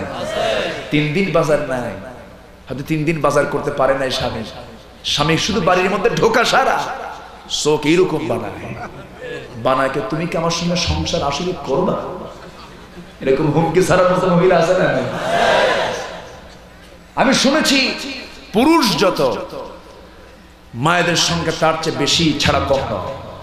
আমি শুনেছি অনেক নাকি মা বোন আসছেন মাহফিলে, অনেক মা বোন আজকের মাহফিলে এসেছেন। পুরুষ যত এসেছেন তার চেয়ে মাদের সঙ্গে কোনো অংশ কম নয়, আলহামদুলিল্লাহ বলেন। এই জন্য আমি আমার আলোচনার মাঝখানে একটু মাদের বিষয় একটু টানতে চাচ্ছি, কষ্ট হবে না তো আপনাদের? আইয়ুব আলাইহিস সালাতু ওয়াস সালামের 4 জন স্ত্রী, 3 জন নাই, একজন ছিলেন। শুধু ছিলেন না, খাবার কি খাবেন তিনি ছোটাছুটি করে একজন নবীর স্ত্রী মানুষের বাড়িতে চাকরানির দায়িত্ব পালন করেছেন। খাবারগুলো নিয়ে স্বামীকে খাওয়া আর বলেন, স্বামী গো আমি তো আছি আপনার পাশে, আল্লাহর রহমতে আপনার কোনো সমস্যা হবে না। এটা আস্তে কান সুবহানাল্লাহ। এরকম এরকম মহিলা তো বাংলার ঘরে ঘরে। হ্যাঁ সম্মানিত ভাইয়েরা, 3 দিন বাজার নাই তাতেই অবস্থা। আর এক সাহাবীর ঘরে 3 মাস বাজার নাই। কয় মাস? 3 মাস বাজার নাই। স্বামীর বিরুদ্ধে কোনো রিপোর্ট নাই। সেই সাহাবী 3 মাস পর একদিন স্বামীকে ডাক দিয়ে বলেছেন, স্বামী গো বাজার তো 3 মাস যাবত নাই, আমাদের পেটে তেমন কোনো খাবার নাই, কোনো খাবার যায় না বহুদিন যাবত। আপনার কাছ থেকে কিছু টাকা অল্প অল্প করে জমা করেছিলাম, সেই জমা করা টাকা আজকে আমি আপনার হাতে দিতে চাই। আপনি সেই টাকাগুলো নিয়ে আজকে একটু বাজার থেকে কিছু বাজার করে আনবেন, আজকে দুপুরবেলা তৃপ্তি ভরে সবাই মিলে একটু খাওয়া দাওয়া করব। সেই সাহাবী মহিলা যখন বলে ফেললেন, স্বামী আবু তালহা বলছেন, স্ত্রী ঠিক আছে আমার হাতে দিয়ে দাও। সেই টাকাগুলো নিয়ে বাজার করতে যাবেন। বাজার যখন শুরু করবেন এমন সময় তিনি তার কানে শুনতে পেলেন নামাজের ডাক। আজান যখন তার কানে চলে আসলো, এখন বলুন আজান নামাজ আগে না বাজার আগে? বলেন কি আগে? আমার দেশে কোনটা আগে? হ্যাঁ বাজার আগে। হ্যাঁ নইলে বাড়ি গেলে তো কেদানি হয়েছে। তুমি নামাজ পড়ো না, বাজার নাই নামাজ পড়ো। আমি ওনার কথা বুঝছি কিন্তু বলতে পারতেছি না। আপনাদের ভাষাগুলো আমি বুঝি বাট বলতে পারি না। আমার বন্ধুগণ, সেই সাহাবী কি করলেন? বাজার বন্ধ করে নামাজকে প্রাধান্য দিলেন। কেন? নামাজটাই তার কাছে অগ্রগণ্য। আমার দেশে নামাজ আগে নয় বাজার আগে। কেন? আমার দেশে নামাজ আদায় আছে কিন্তু নামাজ কায়েম নাই। নামাজ যদি কায়েম থাকতো তাহলে বাজার বন্ধ করে ঠিকই মসজিদে চলে যেত। আমার দেশে রমজান মাসে হোটেলগুলো বন্ধ থাকে না খোলা থাকে? খোলা থাকে। নামাজের সময় দোকানপাটগুলো বন্ধ থাকে না খোলা থাকে? সৌদি আরবে বন্ধ থাকে। সৌদি আরবে কেন বন্ধ থাকে? নামাজ সেখানে কায়েম আছে। নামাজ কায়েমের কারণে সেখানে আজান হলে পরে মুয়াজ্জিন যখন আজান দেয় পাওয়ার ছাড়া না পাওয়ার সহ, পাওয়ার সহ আজান দেয়। আর আমার দেশের মুয়াজ্জিন আজান দেয়, ভাই আসেন কি ভাই আসেন, আসেন নইলে পিটো নইলে জেলখানা, ঠিক কিনা? নামাজ কায়েম হলো হাইয়া আলাস সালাত হাইয়া আলাল ফালাহ। তাড়াতাড়ি নামাজের দিকে আসো, নামাজের দিকে আসো, কল্যাণের দিকে আসো। সব কাজ বন্ধ, কারণ কোরআন বলে দিচ্ছে ওয়াদারুল বাই'a যালিকুম খায়রুল লাকুম ইন কুনতুম তা'লামুন। সকল বিজনেস তোমার বন্ধ, কারণ আজান হয়ে গেছে। তোমাকে নামাজের দিকে আসতে হবে। নামাজ যখন শেষ হবে আল্লাহ পাক বসতে বললেন। আবার তিনি কি বললেন?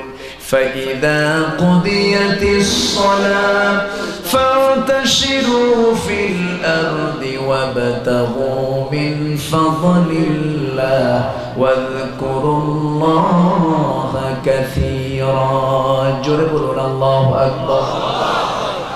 নামাজ যখন আদায় হয়ে যাবে তোমার আর বসে থাকার প্রয়োজন নাই। মসজিদ থেকে বের হয়ে যাও, আমার জিকির করো, রিজিক তালাশ করো, ব্যবসা করো, বাণিজ্য করো। সমস্ত ব্যবসা বাণিজ্য তোমার ইবাদত বলে আল্লাহর দরবারে গণ্য হয়ে যাবে। ওই সাহাবী করলেন কি?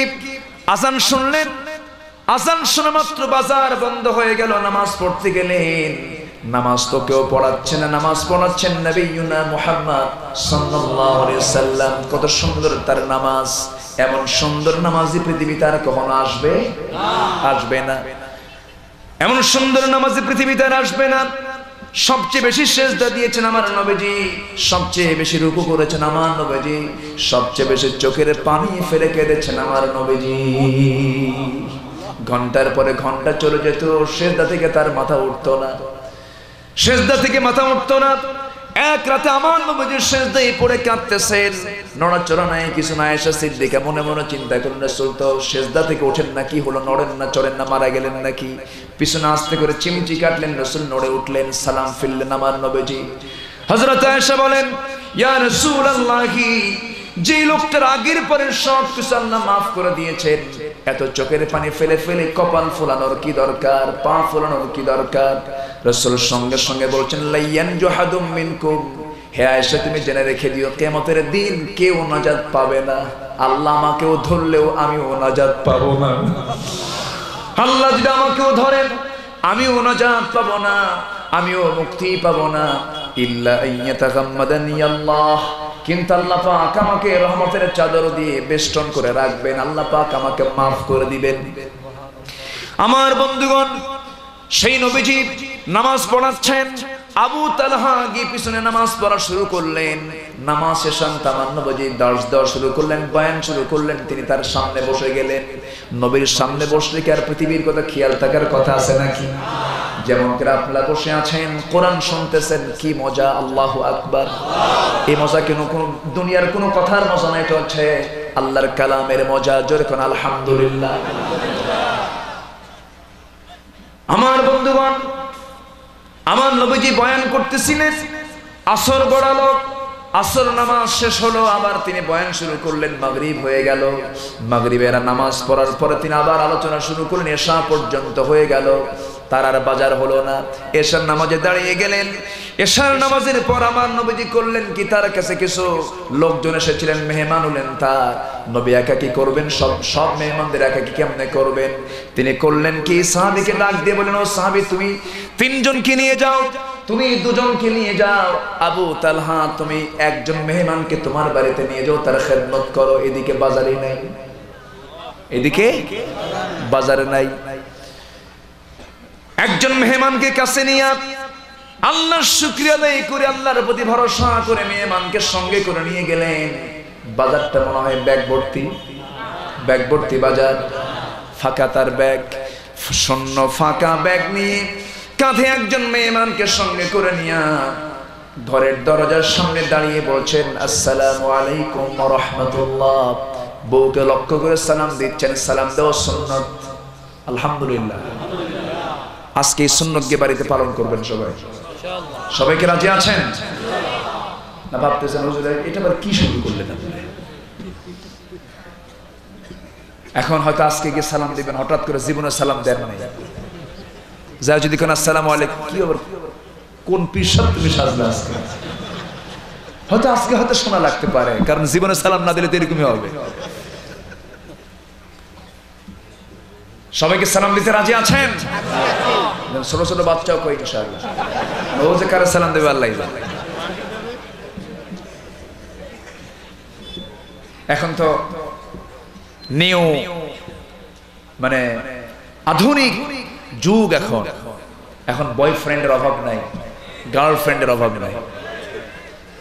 মেয়ে একটা পাশে যদি থাকে, পাশে একটা যুবক দাঁড়ানো, যদি প্রশ্ন করা হয় এটা তোমার কে হয়, শি ইজ মাই গার্লফ্রেন্ড। আসলে এরকম আছে? আজকে সব শেষ হয়ে গেছে। ছোট ছোট বাচ্চাগুলো কোমল হৃদয়ে কোরআনের কালাম থাকবে, সেই বাচ্চাগুলো কোরআনের কালাম নেবে কখন? এত ব্যস্ত করে রেখেছে ইন্ডিয়ান ফিল্মগুলো, কার্টুনগুলো। ছোট্ট বাচ্চারা দেখে মুটু পাটলু নাট বল্টু, ঠিক আছে না? ইয়াং ছেলেদের পোশাক আশাক দেখলে রীতিমতো আপত্তিকর। আমি জোহরের নামাজ পড়তে গেছি মসজিদে, একদিন দেখি আমার সামনে একটা ছেলে সুন্নতের নিয়তে নামাজে দাঁড়ায় গেছে। ওর পোশাক দেখে ভাবলাম, দেখি তো এই পোশাকের নামাজটা হয় কেমন। দেখি শার্টটা এত শর্ট, প্যান্টও শর্ট, রুকুতে যখন গেছে দেখি যে রুকুর ঠেলায় প্যান্ট নিচে শার্ট উপরে মাঝখানে ফাঁকা। ভাবলাম এত রুকুর হালত, সেজদায় যে কি হবে আল্লাহ জানে। যখন দেখি সেজদায় গেল তখন দেখি প্যান্ট খুইলিয়া আন্ডার প্যান্ট বেরিয়েছে। আমি তারে ধরলাম নামাজের পরে, এদিকে নামাজের পূর্ব শর্ত হলো সতর ডাকা। তোমার তো সতরই ঠিক না হুজুর, এটা তো স্টাইল, এটা মডেল। এখন এই প্যান্ট ছাড়া আপনি বাজারে কোনো প্যান্টই পাবেন না। এই হলো পোশাকের হালত। প্যান্টগুলো এরকম না এখন। এই হচ্ছে প্যান্টের অবস্থা। প্যান্ট, নতুন প্যান্ট, ছেঁড়া প্যান্ট, এখানে তালি, এখানে ছেঁড়া, আছে না? এই হচ্ছে অবস্থা। মাথার চুলগুলো ওরে বাপরে বাপ, দুই সাইডে কোনো চুল নাই, পিছনে চুল নাই, সবগুলো চামড়া বের করা, তিন দিকে ফাঁকা, কোনো চুল নাই। মাথার উপরে গোল কইরা দক্ষিণ তালপট্টির দিক গোল একদম। যখন বলা হয় কি ব্যাপার তোমার এই ফ্যাশনটা কর, এই চুলের ফ্যাশনটাকে, তুমি কি কেমন মেসি, কি তুমি কি নেইমার, তুমি কুত্তা, আসে না? এগুলো আছে না নাই?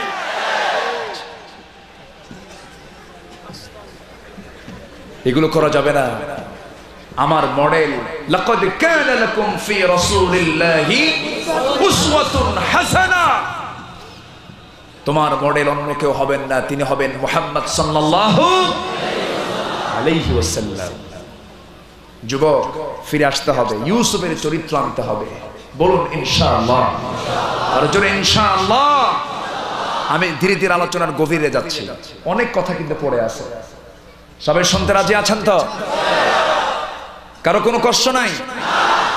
গত বছর এসেছিলাম, আমার খুব ভালো লেগেছে। এবছর আরো সুন্দর আয়োজন করা হয়েছে। আগামীতে দল মত নির্বিশেষে আরো বড় হবে। জোরে বলি ইনশাআল্লাহ। ফটিকছড়ির প্রশাসনকে ধন্যবাদ। আল্লাহ পাক তাদেরকে উত্তম জাযায়ে খায়র দান করুন। এবং দলীয় যে সমস্ত ভাইয়েরা এই মাহফিলের সহযোগিতার জন্য আন্তরিকভাবে যারা ভূমিকা পালন করেছেন, আল্লাহ তুমি তাদেরকে উত্তম জাযায়ে খায়র দিয়ে দাও। সম্মানিত হাজিরিন, আমরা সব হারাতে পারি, কিন্তু আমরা সত্যকে হারাতে চাই না। আমরা সত্যকে নিয়ে থাকবো। জোরে বলি ইনশাআল্লাহ। তো এই সাহাবীর কথা বলছিলাম, মনে আছে আপনাদের? সালাম দিলেন, স্ত্রীর সালামের জবাব দিলেন। সবচেয়ে শ্রেষ্ঠ দোয়া হচ্ছে পরস্পরে সালাম দেওয়া। আমার বন্ধুগণ, সালাম দিয়ে ভিতরে ঢুকলেন, ঢুকেই বলছেন স্ত্রী, এই যে বাজারের ব্যাগ ফাঁকা, মেহমান আছে আমার সাথে, বাজারে তো না, এখন কি করা যায়? স্ত্রী বলতেছেন আলহামদুলিল্লাহ। এমন মহিলা তো বাংলার ঘরে ঘরে, হ্যাঁ? বাজার নাই, মেহমান নিয়ে আসছো না, ভাগ্য শুরু করছো তুমি। তোমার সঙ্গে সংসার করার শখ আমার মিটে গেছে, যাও। আছেন এরকম?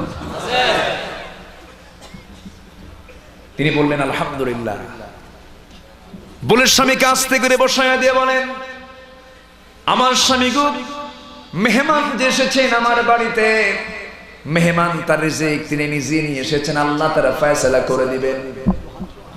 আর মেহমানকে সম্মান করা ওয়াজিব। মান কানা ইউমিনু বিল্লাহ ওয়াল ইয়াউমিল আখির ফালইয়াকুল খায়রান আও ইয়াসমুত। আবার মান কানা ইউমিনু বিল্লাহ ওয়াল ইয়াউমিল আখির ফালইকরিম দাইফা। যে ব্যক্তি আল্লাহর প্রতি ঈমান আনলো, পরকালকে বিশ্বাস করলো, সে যেন অবশ্যই মেহমানকে সম্মান করে। মেহমানকে সম্মান করা ওয়াজিব। মেহমানকে পাশের ঘরে বসায়া দিয়া স্ত্রী বলছেন, আমার স্বামী গো, কোনো চিন্তা করবেন না, চলুন আমরা একটা সিদ্ধান্ত নিতে যাই, কি করব বলো। এবার বলছেন, ওই যে তুষের বস্তা দেখছি আমরা, তুষের বস্তাটা আস্তে করে নিচে নামান। তুষের বস্তাটা চালনা দিয়ে চালতে চালতে তারা মোটে কিছু জব তারা সংগ্রহ করলেন। সেই জব সংগ্রহ করে আটা প্রস্তুত করলেন। সেই আটা থেকে দুইটা রুটি তৈরি হলো। দুইটা জবের রুটি তৈরি করে স্ত্রী তার স্বামীর হাতে দিয়ে বললেন, আমার স্বামী গো, এই দুইটা রুটি মেহমানের সামনে দিবেন, দিয়ে তৎক্ষণাৎ আপনি বের হয়ে চলে আসবেন। আপনার সামনে বসলে আপনার খেতে হবে একটা রুটি, মেহমানের পেটটা ভরবে না। মেহমান না খেয়ে থাকবেন, আপনি তৎক্ষণাৎ চলে আসবেন। বাইরে আসার পর আপনি আমার ঘরে ঢুকবেন, সঙ্গে সঙ্গে লাইটটা বন্ধ করে দেব এবং আমরা বুঝায় ফেলবো আমরা আমাদের খাবার খেয়ে নিয়েছি। এদিকে তারা খান নাই, গোটাটা রাত চলে গেছে না খাওয়া। ফজরের সময় যখন হয়ে গেল, মসজিদে মেহমানও চললেন, আবু তালহাও চললেন মসজিদ পানে। নামাজ শেষ হলো, নামাজ শেষ শান্তি।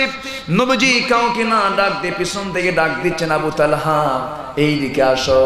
আবু তালহা থরথর করে কাঁপতে কাঁপতে বলছেন, ইয়া রাসূলুল্লাহি, আপনার মেহমানকে আমি যথোপযুক্ত সম্মান করতে পারি নাই, আপনি আমারে মাফ করে দেন। আমার নবীজি এই কথা শোনা মাত্র বলছেন, আবু তালহা উল্টা বলো কেন?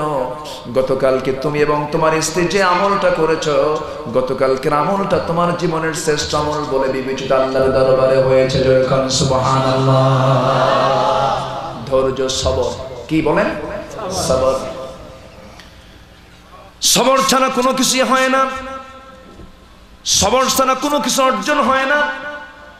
ইউসুফ আলাইহিস সালাম হেরে গেলেন, ইয়াকুব আলাইহিস সালাম ফাসবরুন জামিল, ধৈর্য ধরতে ধরতে চোখটা পর্যন্ত অন্ধ হয়ে গেল। চাইলেন কার কাছে? আসতে বলবেন না, কার কাছে চাইলেন? আল্লাহর কাছে চাইলেন। আমার বন্ধুগণ, ধৈর্যের বিকল্প কিছু নাই। এমনও বান্দা বাংলার জমিনেও আছে যারা নীরবে নিভৃতে চোখের পানি ফেলে ফেলে কাঁদতেছে, ধৈর্যের পরিচয় দিতেছে। আছে না নাই? জগৎধন্য আলেমে দ্বীন, তিনি কারাগারে, তার ছেলে এই মাঘের কনকনে শীতে তার সঙ্গে সাক্ষাৎ করতে গিয়েছেন। গিয়ে তার সঙ্গে আধা ঘন্টা কথা বলার সুযোগের ফাঁকে কথা বলার চান্স পেয়েছেন। এর ফাঁকেই বলেন, আব্বা এই শীতকালে আপনি কেমন করে সময়গুলো কাটাচ্ছেন? ঘুম কেমন হচ্ছে আপনার? রাতে রাতে আপনার কেমন লাগে? তো বাবা, যে ঘরে থাকি সে ঘরে কোনো জানালার ব্যবস্থা নাই, গ্রিল থেকে গ্রিল দিয়ে সারাটা রাত কনকনে ঠান্ডা বাতাস ঢোকে। যখন ঘুমাতে যাব চোখই নাই, ঠান্ডা মেঝেতে আমাকে শুয়ে থাকতে হবে। একদিকে ঠান্ডা মেঝে, অপর দিকে কনকনে শৈত্য প্রবাহ, ঠান্ডা বাতাস। সারাটা রাত আমার এই ঠান্ডার মধ্যে কেটে যায়। ফজর যখন পড়তে যাব, ওযুর পানিতে হাত দিলে মনে হয় বরফ ঢেলে দেওয়া হয়েছে।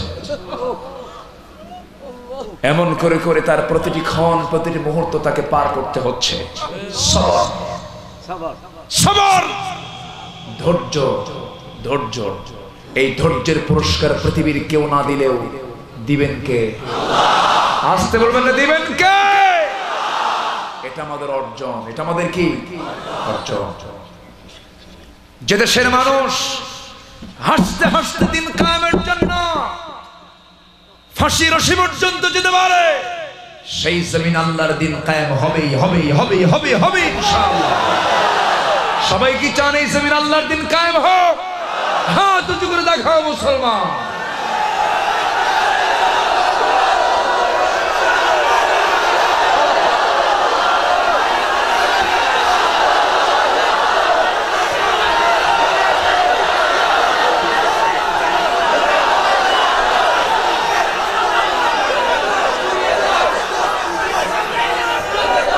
আল্লাহ সবার হাতকে কবুল করুন, জোরে বলি আমিন, আরো জোরে আমিন। হাত নামান। সম্মানিত হাজিরিন, এটাই শেষ নয়। জুলুম নির্যাতন আগেও ছিল, এখনো আছে, আরো থাকবে। এটাই তো ঈমান। আল্লাহ বলছেন, ইস্তাঈনু বিস-সাবরি ওয়াস-সালাহ, আমার কাছে তোমরা ধৈর্যের মধ্য দিয়ে চাও। আমার বন্ধুগণ, আইয়ুব আলাইহিস সালাম 18টি বছর ধরে একই জায়গায় শুয়ে থাকলেন, নড়তেও পারেন না, চড়তেও পারেন না। তার পাশে কেউ নাই। কে আছেন? শুধু আসতে বলবেন না, কে আছেন? গোটা শরীর জুড়ে ঘা পড়ে গেছে। একদিন দেখতে পেলেন তার জিহ্বা পর্যন্ত ঘা ঢুকে যাচ্ছে।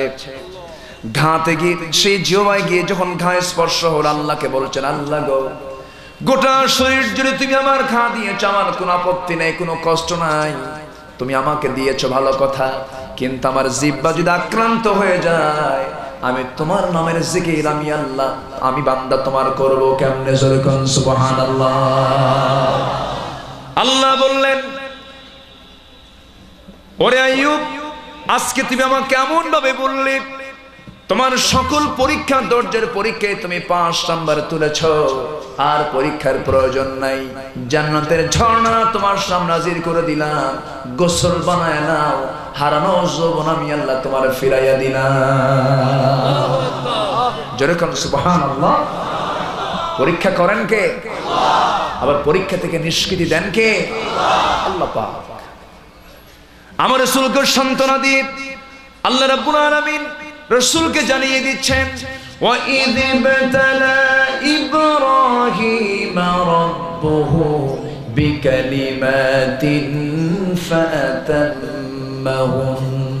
নবী হে, আপনি সেই সময়ের কথা স্মরণ করুন যে সময় আমি আপনার আগের পয়গম্বর ইব্রাহিম আলাইহিস সালামকে অনেক পরীক্ষা করেছি। প্রত্যেকটি পরীক্ষায় তিনি ধৈর্যশীলতার পরিচয় দিয়ে তিনি 5 নাম্বার তুলেছেন। যেরকম সুবহানাল্লাহ। ধৈর্যশীলদের তিনি অন্তর্ভুক্ত ছিলেন। বেটাও কম না, জব করবে সন্তানকে। তিনি বলছেন, ইন্নী আরা ফিল মানামি আন্নী আযবাহুক। সন্তান বলতেছে, ফানদুর মা তুমার সাতাজিদুনি ইনশাআল্লাহু মিনাস সাবিরিন। বাপও কম না, বাপ কা বেটা, সিপাহী কা ঘোড়া। যেমন বাপ তেমন তার বেটা। আল্লাহু আকবার। কি সুন্দর ধৈর্যশীল তারা ছিলেন, কি বিশাল বড় পরীক্ষা। ইব্রাহিম আলাইহিস সালামের সময় সবচেয়ে বড় সমস্যা ছিল হলো শিরকের সমস্যা, মূর্তি সমস্যা। আমার দেশে এখন মূর্তি নাই তো? আছে। আমার দেশে মূর্তি সমস্যা আছে? আছে। মূর্তি সমস্যা আছে। মূর্তি দিন দিন কমতেছে না বাড়তেছে? মুক্তিযুদ্ধের অনুপ্রেরণা মূর্তি নয়। 7 মার্চের ভাষণে বঙ্গবন্ধু যে ভাষণ দিয়েছিলেন, যে ভাষণকে একটি ঐতিহাসিক ভাষণ বলা হয়, গোটা পৃথিবীব্যাপী যে বক্তৃতার একটি বিশাল পরিচয় বহন করে চলছে এখনো। তিনি তার বক্তৃতায় যে কথাগুলো বলেছেন, সর্বশেষ কথা এটাই ছিল, এই দেশের মানুষকে মুক্ত করে ছাড়বো। সেই ইনশাআল্লাহ কই? আজকে যারা নাস্তিক তাদেরকে স্বাধীনতা পদক দেওয়া হয়, তাদেরকে জাতীয় পদক দেওয়া হয়। আছে না নাই? আসতে কবে না? আছে না নাই? আছে। এক শয়তান আছে, এইডস সরকার আছে না? ও তো জাতীয় জামাই এখন। সে বলল একদিন টক শোতে, টক শো হয় না আমার দেশে? টক শো হয় কখন? রাত 12টায়। টক মানে কি? সুকা। এদিকে সুকা কয় নাকি? কি কয়? কি কয়? টককে কি কয় আপনাদের? খড়ো। খড়ো। খড়ো। এই তো ভাষাগুলো আমি শিখতেছি। কষ্ট হচ্ছে নাকি আপনাদের? আচ্ছা। রাত 12টায় তুমি টক শো দেখবে কেন? Early to bed, early to rise. এটা অন্য কোন মানুষের কথা না, বলেছেন মুহাম্মদ সাল্লাল্লাহু আলাইহি ওয়াসাল্লাম। সকালে ঘুমাও, তাড়াতাড়ি ঘুমাও, তাড়াতাড়ি উঠো, শেষ রাতে তুমি টক শো করো আল্লাহর সাথে তাহাজ্জুদ নামাজে। ঠিক কি না? সম্মানিত ভাইয়েরা, সম্মানিত বন্ধুগণ, সেই টক শোতে বলা হলো যে কাবা শরীফের ভিতরে মক্কা বিজয়ের আগ পর্যন্ত যে মূর্তিগুলো ছিল 360টি মূর্তি, রাসূল মক্কা বিজয়ের পর সব মূর্তি সরায় দিয়েছেন। তারা বলতেছে নাকি একটা মূর্তি বলে এখনো আছে, একটা মূর্তি নাকি এখনো আছে। বলা হলো কোন মূর্তি? কে মেরির মূর্তি এখনো আছে। ঝাঁটা পিটা করা দরকার এদেরকে। ঠিক কিনা? এত বড় মিথ্যাচার। সম্মানিত ভাইয়েরা, রাসূল মূর্তি বানিয়েছেন না ভেঙেছেন? আবার ভুল বুঝবেন না, আগামীকালকে হয়তো এরকম মানে চতুর্দিকে ফ্লো হতে পারে যে আব্দুল্লাহ আমিন মূর্তি ভাঙ্গার অর্ডার দিয়ে গেছে। আমি কিন্তু কই নাই যে হিন্দু ভাইদের মূর্তি ভাঙ্গেন। হিন্দু ভাইদের মূর্তি ভাঙ্গা তো দূরের কথা, আমরা তাদের মন্দির মূর্তি পাহারা দেব, ঠিক কিনা? আমরা তাদের মূর্তিকে গালিও দিতে যাব না। ইসলাম এত কৃপণ না, ইসলাম এত অন্ধ না, ইসলাম কোন ধর্মকে আঘাত দিয়ে কথা বলে না। লা ইকরাহা ফিদ্দীন, লাকুম দীনুকুম ওয়ালিয়া দীন। কাউকে গালি দিতে বলে না ইসলাম। লা তাসুব্বুল আসনাম, তোমরা কোন মূর্তিকে গালি দিও না বলেছেন মুহাম্মদ সাল্লাল্লাহু আলাইহি ওয়াসাল্লাম। তোমরা তাদের মূর্তিকে গালি দেবে আর তারা তোমাদের রব আল্লাহকে গালি দেবে। আমরা গালি দেব না। কিন্তু আজকে মুসলমান মূর্তি বানাবে, এটা আমরা সহ্য করতে পারবো না। হযরত ওমর ফারুক রাদিয়াল্লাহু তাআলা আনহু যখন প্যালেস্টাইন দখল করলেন, ফিলিস্তিন যেটা বর্তমান, তিনি যখন প্যালেস্টাইন দখল করলেন, অনেক খ্রিস্টানদের চার্চ ছিল, গির্জা ছিল, সব মুসলমানদের নিয়ন্ত্রণে চলে আসলো। তিনি একদিন একটা গির্জার মধ্যে ঢুকলেন, ঢুকে মনে মনে ভাবলেন যে আমি এর মধ্যে আজকে নামাজটা আদায় করব। এই চিন্তা মাথায় নিয়ে পাদ্রীকে বলেন, এই যা নামাজ নিয়ে আয়, মুসাল্লা নিয়ে আয়, আমি নামাজ পড়ব। অজু বানিয়ে তিনি নামাজ শুরু করবেন। এমন সময় মনে মনে চিন্তা করছেন, আমি ওমর আজকে যদি এই গির্জার ভিতরে নামাজটা আদায় করি, আমার মহব্বতে পরবর্তী মুসলমানরা এই গির্জাকে তারা মসজিদ বানাবে, অতএব আমার এই জায়গায় নামাজ পড়া যাবে না। তিনি গির্জা থেকে বাইরে বের হয়ে খোলা মাঠে তিনি নামাজ আদায় করলেন। এইদিকে লক্ষ্য করে একজন পাশ্চাত্যের খ্রিস্টান মনীষী দোজি বলেছেন, this appears at first striking mystery when we know that the religion of Islam was not imposed on anybody. প্রথম দৃষ্টি আকর্ষণকারী রহস্যকারী হিসাবে ইসলামী অন্য কোন ধর্মের উপরে জোর করে কোনো কিছু চাপিয়ে দেয়নি। আল্লাহু আকবার। আমার দেশের হিন্দু ভাইয়েরা জামায় আদরে থাকে, ঠিক কিনা? আমার দেশের বৌদ্ধ ভাইয়েরা জামায় আদরে থাকে। আর রোহিঙ্গার মুসলমানদের কি করুণ অবস্থা। ইতিহাস আমাদের থেকে শিক্ষা নেওয়ার তোমাদের অনেক কিছু আছে, তোমাদের কাছ থেকে আমাদের শিক্ষা নেওয়ার কিচ্ছু নাই, ঠিক কিনা? আমরা আশ্রয় দিতে জানি, ঠিক কিনা? আমরা আশ্রয় দিতে জানি। ভারতে এ পর্যন্ত 47-এর পর থেকে নিয়ে আজ পর্যন্ত কয়েক হাজার বার সাম্প্রদায়িক দাঙ্গা হয়েছে। আসামের 1 কোটি মুসলমানকে আসাম থেকে বের করে দেওয়ার ষড়যন্ত্র শুরু হয়েছে। আমার দীর্ঘ বিশ্বাস, অবশ্যই জালিমদের পতন ঘটবে, ঘটবে, ঘটবে। জয় বলুন ইনশাআল্লাহ। দিন আসবে, দিন আসবে, আসবে না? আসবে না? ইস্তাঈনু বিস-সবর, ধৈর্যের দিকে আমাদের খেয়াল করতে হবে। ধৈর্য আনবো, আল্লাহর কাছে চাবো ধৈর্যের সাথে। রাজি আছেন? সবাইকে রাজি আছেন? ইব্রাহিম আলাইহিস সালাতু ওয়াস সালাম, তার সময়ে সবচেয়ে বড় সমস্যা ছিল মূর্তি সমস্যা। তিনি মূর্তি বানিয়েছেন না ভেঙেছেন? আর তার বাপ বানাইছে। তার বাপ বানায় আর বেটা ভাঙে। অনেকগুলো মূর্তি বানায়া ঝুড়ির মধ্যে তুলে একদিন বলতেছে, আব্বা আমি তো বুড়া মানুষ, ঝুড়িটা মাথায় নিতে পারি না, আমি বাজারে যাচ্ছি, তুমি ঝুড়িটা একটু নিয়ে আসো তো। আব্বা তুমি যাও, আমি আসতেছি। ওই মূর্তির চেহারা দেখে তার মেজাজ গেছে খারাপ হইয়া, থাম আজকে সবগুলো শেষ করব। সব মূর্তির মাথা শুধু ধরে একটা করে মটকান মারলেন, মটকায় দিলেন, সব মাথা নাই। মূর্তি ঠিক আছে কিন্তু মাথাগুলো একটাও নাই। মাথায় তুলে ঝুড়িটা নিয়ে বাবার সামনে হাজির করবেন, আব্বা এই যে তোমার দেবতা। যখন দেখে যে একটার মূর্তির মাথা নাই, বলতেছে, আব্বা এগুলো কি করছো তুমি?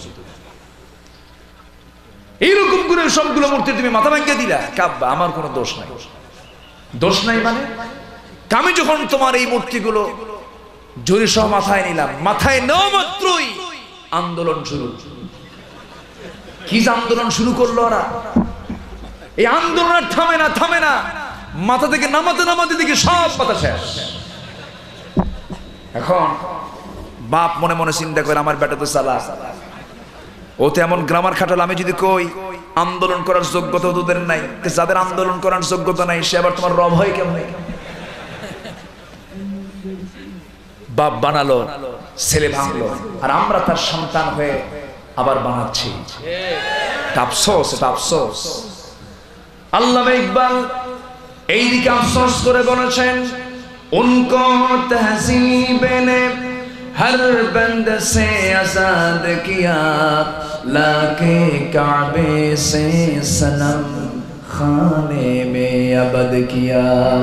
নব্য যুগের সভ্যতা লোহে কেটে ফেললে সব বাঁধন, মসজিদ ছেড়ে মন্দিরে গিয়ে বাসা বেঁধেছ হায় এখন। মসজিদ ভালো লাগে না, মন্দির তোমার ভালো লাগে।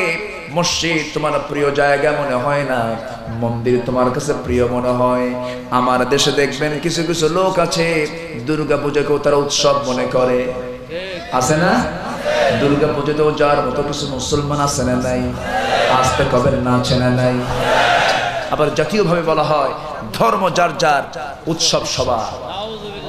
ধর্ম যার যার উৎসব সবার যদি হয়, তাহলে চাকরি যার যার, বেতন সবার। মানবো আমরা? মানবো? আমরা মানি। বউ যার যার, হক সবার। বউ যার যার, হক তার তার। চাকরি যার যার, বেতন তার তার। ধর্ম যার যার, উৎসব তার তার। সারা মাস রোজা রাখবো, আমি ঈদুল ফিতরের নামাজ পড়তে যাব, তোমার কিসের উৎসব? রোজাদারের জন্য ঈদুল ফিতর, ঠিক কি না? এগুলো বুঝে না, মূর্খ। এই জন্য এই জাতীয় কথাগুলো বলে। সম্মানিত ভাইয়েরা, আমার গত ডিসেম্বরে মাহফিল ছিল গাইবান্ধায়, নাম শুনেছেন তো? 15ই ডিসেম্বর রাতে আমার মাহফিল। আমার পাশে বসা ছিলেন বাংলাদেশের জাতীয় সংসদের মাননীয় ডেপুটি স্পিকার মহোদয়, উনি পাশে বসা। উনি আমার পূর্বে বক্তব্য দিলেন, দেখেন এখন 10টা বাজে, উনি বললেন 10টা বাজে, 12টা বাজার সঙ্গে সঙ্গে আমার একটা নাজায়েজ কাজ করতে হবে। কি? মূর্তির সামনে ফুল দেওয়া লাগবে। আপনি আমার কথা বুঝতেছেন কি? সবাই কিন্তু বোঝে কোনটা জায়েজ আর কোনটা নাজায়েজ, জানে না? সবাই জানে, সবাই বোঝে, কিন্তু করে কেন? এই মূল কারণ হলো শুধুমাত্র কায়েমি স্বার্থের কারণে। আসতে কবেন না, জোরে কোন ঠিক কিনা? উনি আমার পাশে বসা, ওনাকে রেখে আমি একটা কথা বললাম। আমাদের ডেপুটি স্পিকার মহোদয়, উনি যখন পাশে বসেছিলেন বললাম যে উনি খুব ভালো মানুষ, কিন্তু সবার মধ্যে উনি শুধু পুরুষ মানুষ। কেমনে? প্রধানমন্ত্রী মহিলা, বিরোধী দলীয় নেত্রী মহিলা, সংসদের স্পিকার, ওনার যিনি স্পিকার উনি তো ডেপুটি, ওনার স্পিকার মহিলা, সংসদ উপনেতাও মহিলা। তাহলে প্রাইম মিনিস্টার, বিরোধী দলীয় নেত্রী, সংসদ উপনেতা, স্পিকার সব মহিলা, শুধু একজন মহিলা বাদ পড়ছে, ডেপুটি স্পিকার পুরুষ হয়েছে। উনি দেখি মুসকি মুসকে আসে। আমার কথা কি বুঝতেছেন? সম্মানিত ভাইয়েরা, সবাই বুঝে, সবাই যে বুঝে না তা না। সবার বাড়িতে বউ আছে না নাই? সব বাড়ির মুরব্বী যদি মহিলা মানুষ হয়, সংসার তো জান্নাতের টুকরা। হ্যাঁ, জান্নাতের টুকরা। নেতৃত্ব দেওয়ার জন্য আল্লাহ পাক বলেছেন ইমাম হবে মসজিদের নারী না পুরুষ? নারী না পুরুষ? মসজিদের নেতৃত্ব যেমন পুরুষ দেবে, সমাজের নেতৃত্ব পুরুষকে দিতে হবে। এটাই তো জাতিকে বোঝান গেল না। ইব্রাহিম আলাইহিস সালাতু ওয়াস সালামের কথা আমরা বলছিলাম। তিনি পরীক্ষায় পড়েছেন, ফেল করেছেন না পাস করেছেন? ধৈর্যহীন না ধৈর্যশীল? বিশাল পরীক্ষার মধ্যে পড়লেন, মূর্তিগুলো ভাঙলেন, ভাঙ্গার অপরাধে তার বিরুদ্ধে ট্রাইব্যুনাল গঠন হলো। বলা হলো তোমাকে আগুনে পুড়ে হত্যা করব। তিনি বললেন তোমরা আমাকে মারতে পারবে না, আমাকে মারবেন কে? আসতে বলবেন না, কে মারবেন? বলা হলো তুমি মাফ চাও। ইব্রাহিম আলাইহিস সালাম বললেন জীবন চলে যাবে, আমার জীবন আমি উৎসর্গ করে দেব আল্লাহর পথে, কিন্তু কারো কাছে মাফ চাবো না, প্রাণ ভিক্ষা চাবো না। চূড়ান্ত রায় হয়ে গেল, তাকে আগুনে পুড়ে তাকে হত্যা করে ফেলা হবে। গোটা দেশবাসীকে ডাক দেওয়া হলো, দেশবাসীর সামনে রেখে যখন তাকে আগুনে ফেলা হবে, এমন সিদ্ধান্ত যখন না হলো, আগুনে ফেলতে চাচ্ছে সবাই, কিন্তু তাকে কেউ আগুনের মধ্যে ফেলতে পারে না। যেই তাকে ফেলতে যায় তার হাত পা বশ হয়ে যায়, কেউ যখন পারলো না, নমরুদ মনে মনে চিন্তা করলো এখন কি করা যায়। সঙ্গে সঙ্গে শয়তান ওয়াসওয়াসা দিয়ে বলল, এখানে জিনার কাজ শুরু করে দাও। ফেরেশতা এখানে থাকবে না, জিনার কাজ শুরু করলো, তাতেও কোনো কাজ হলো না।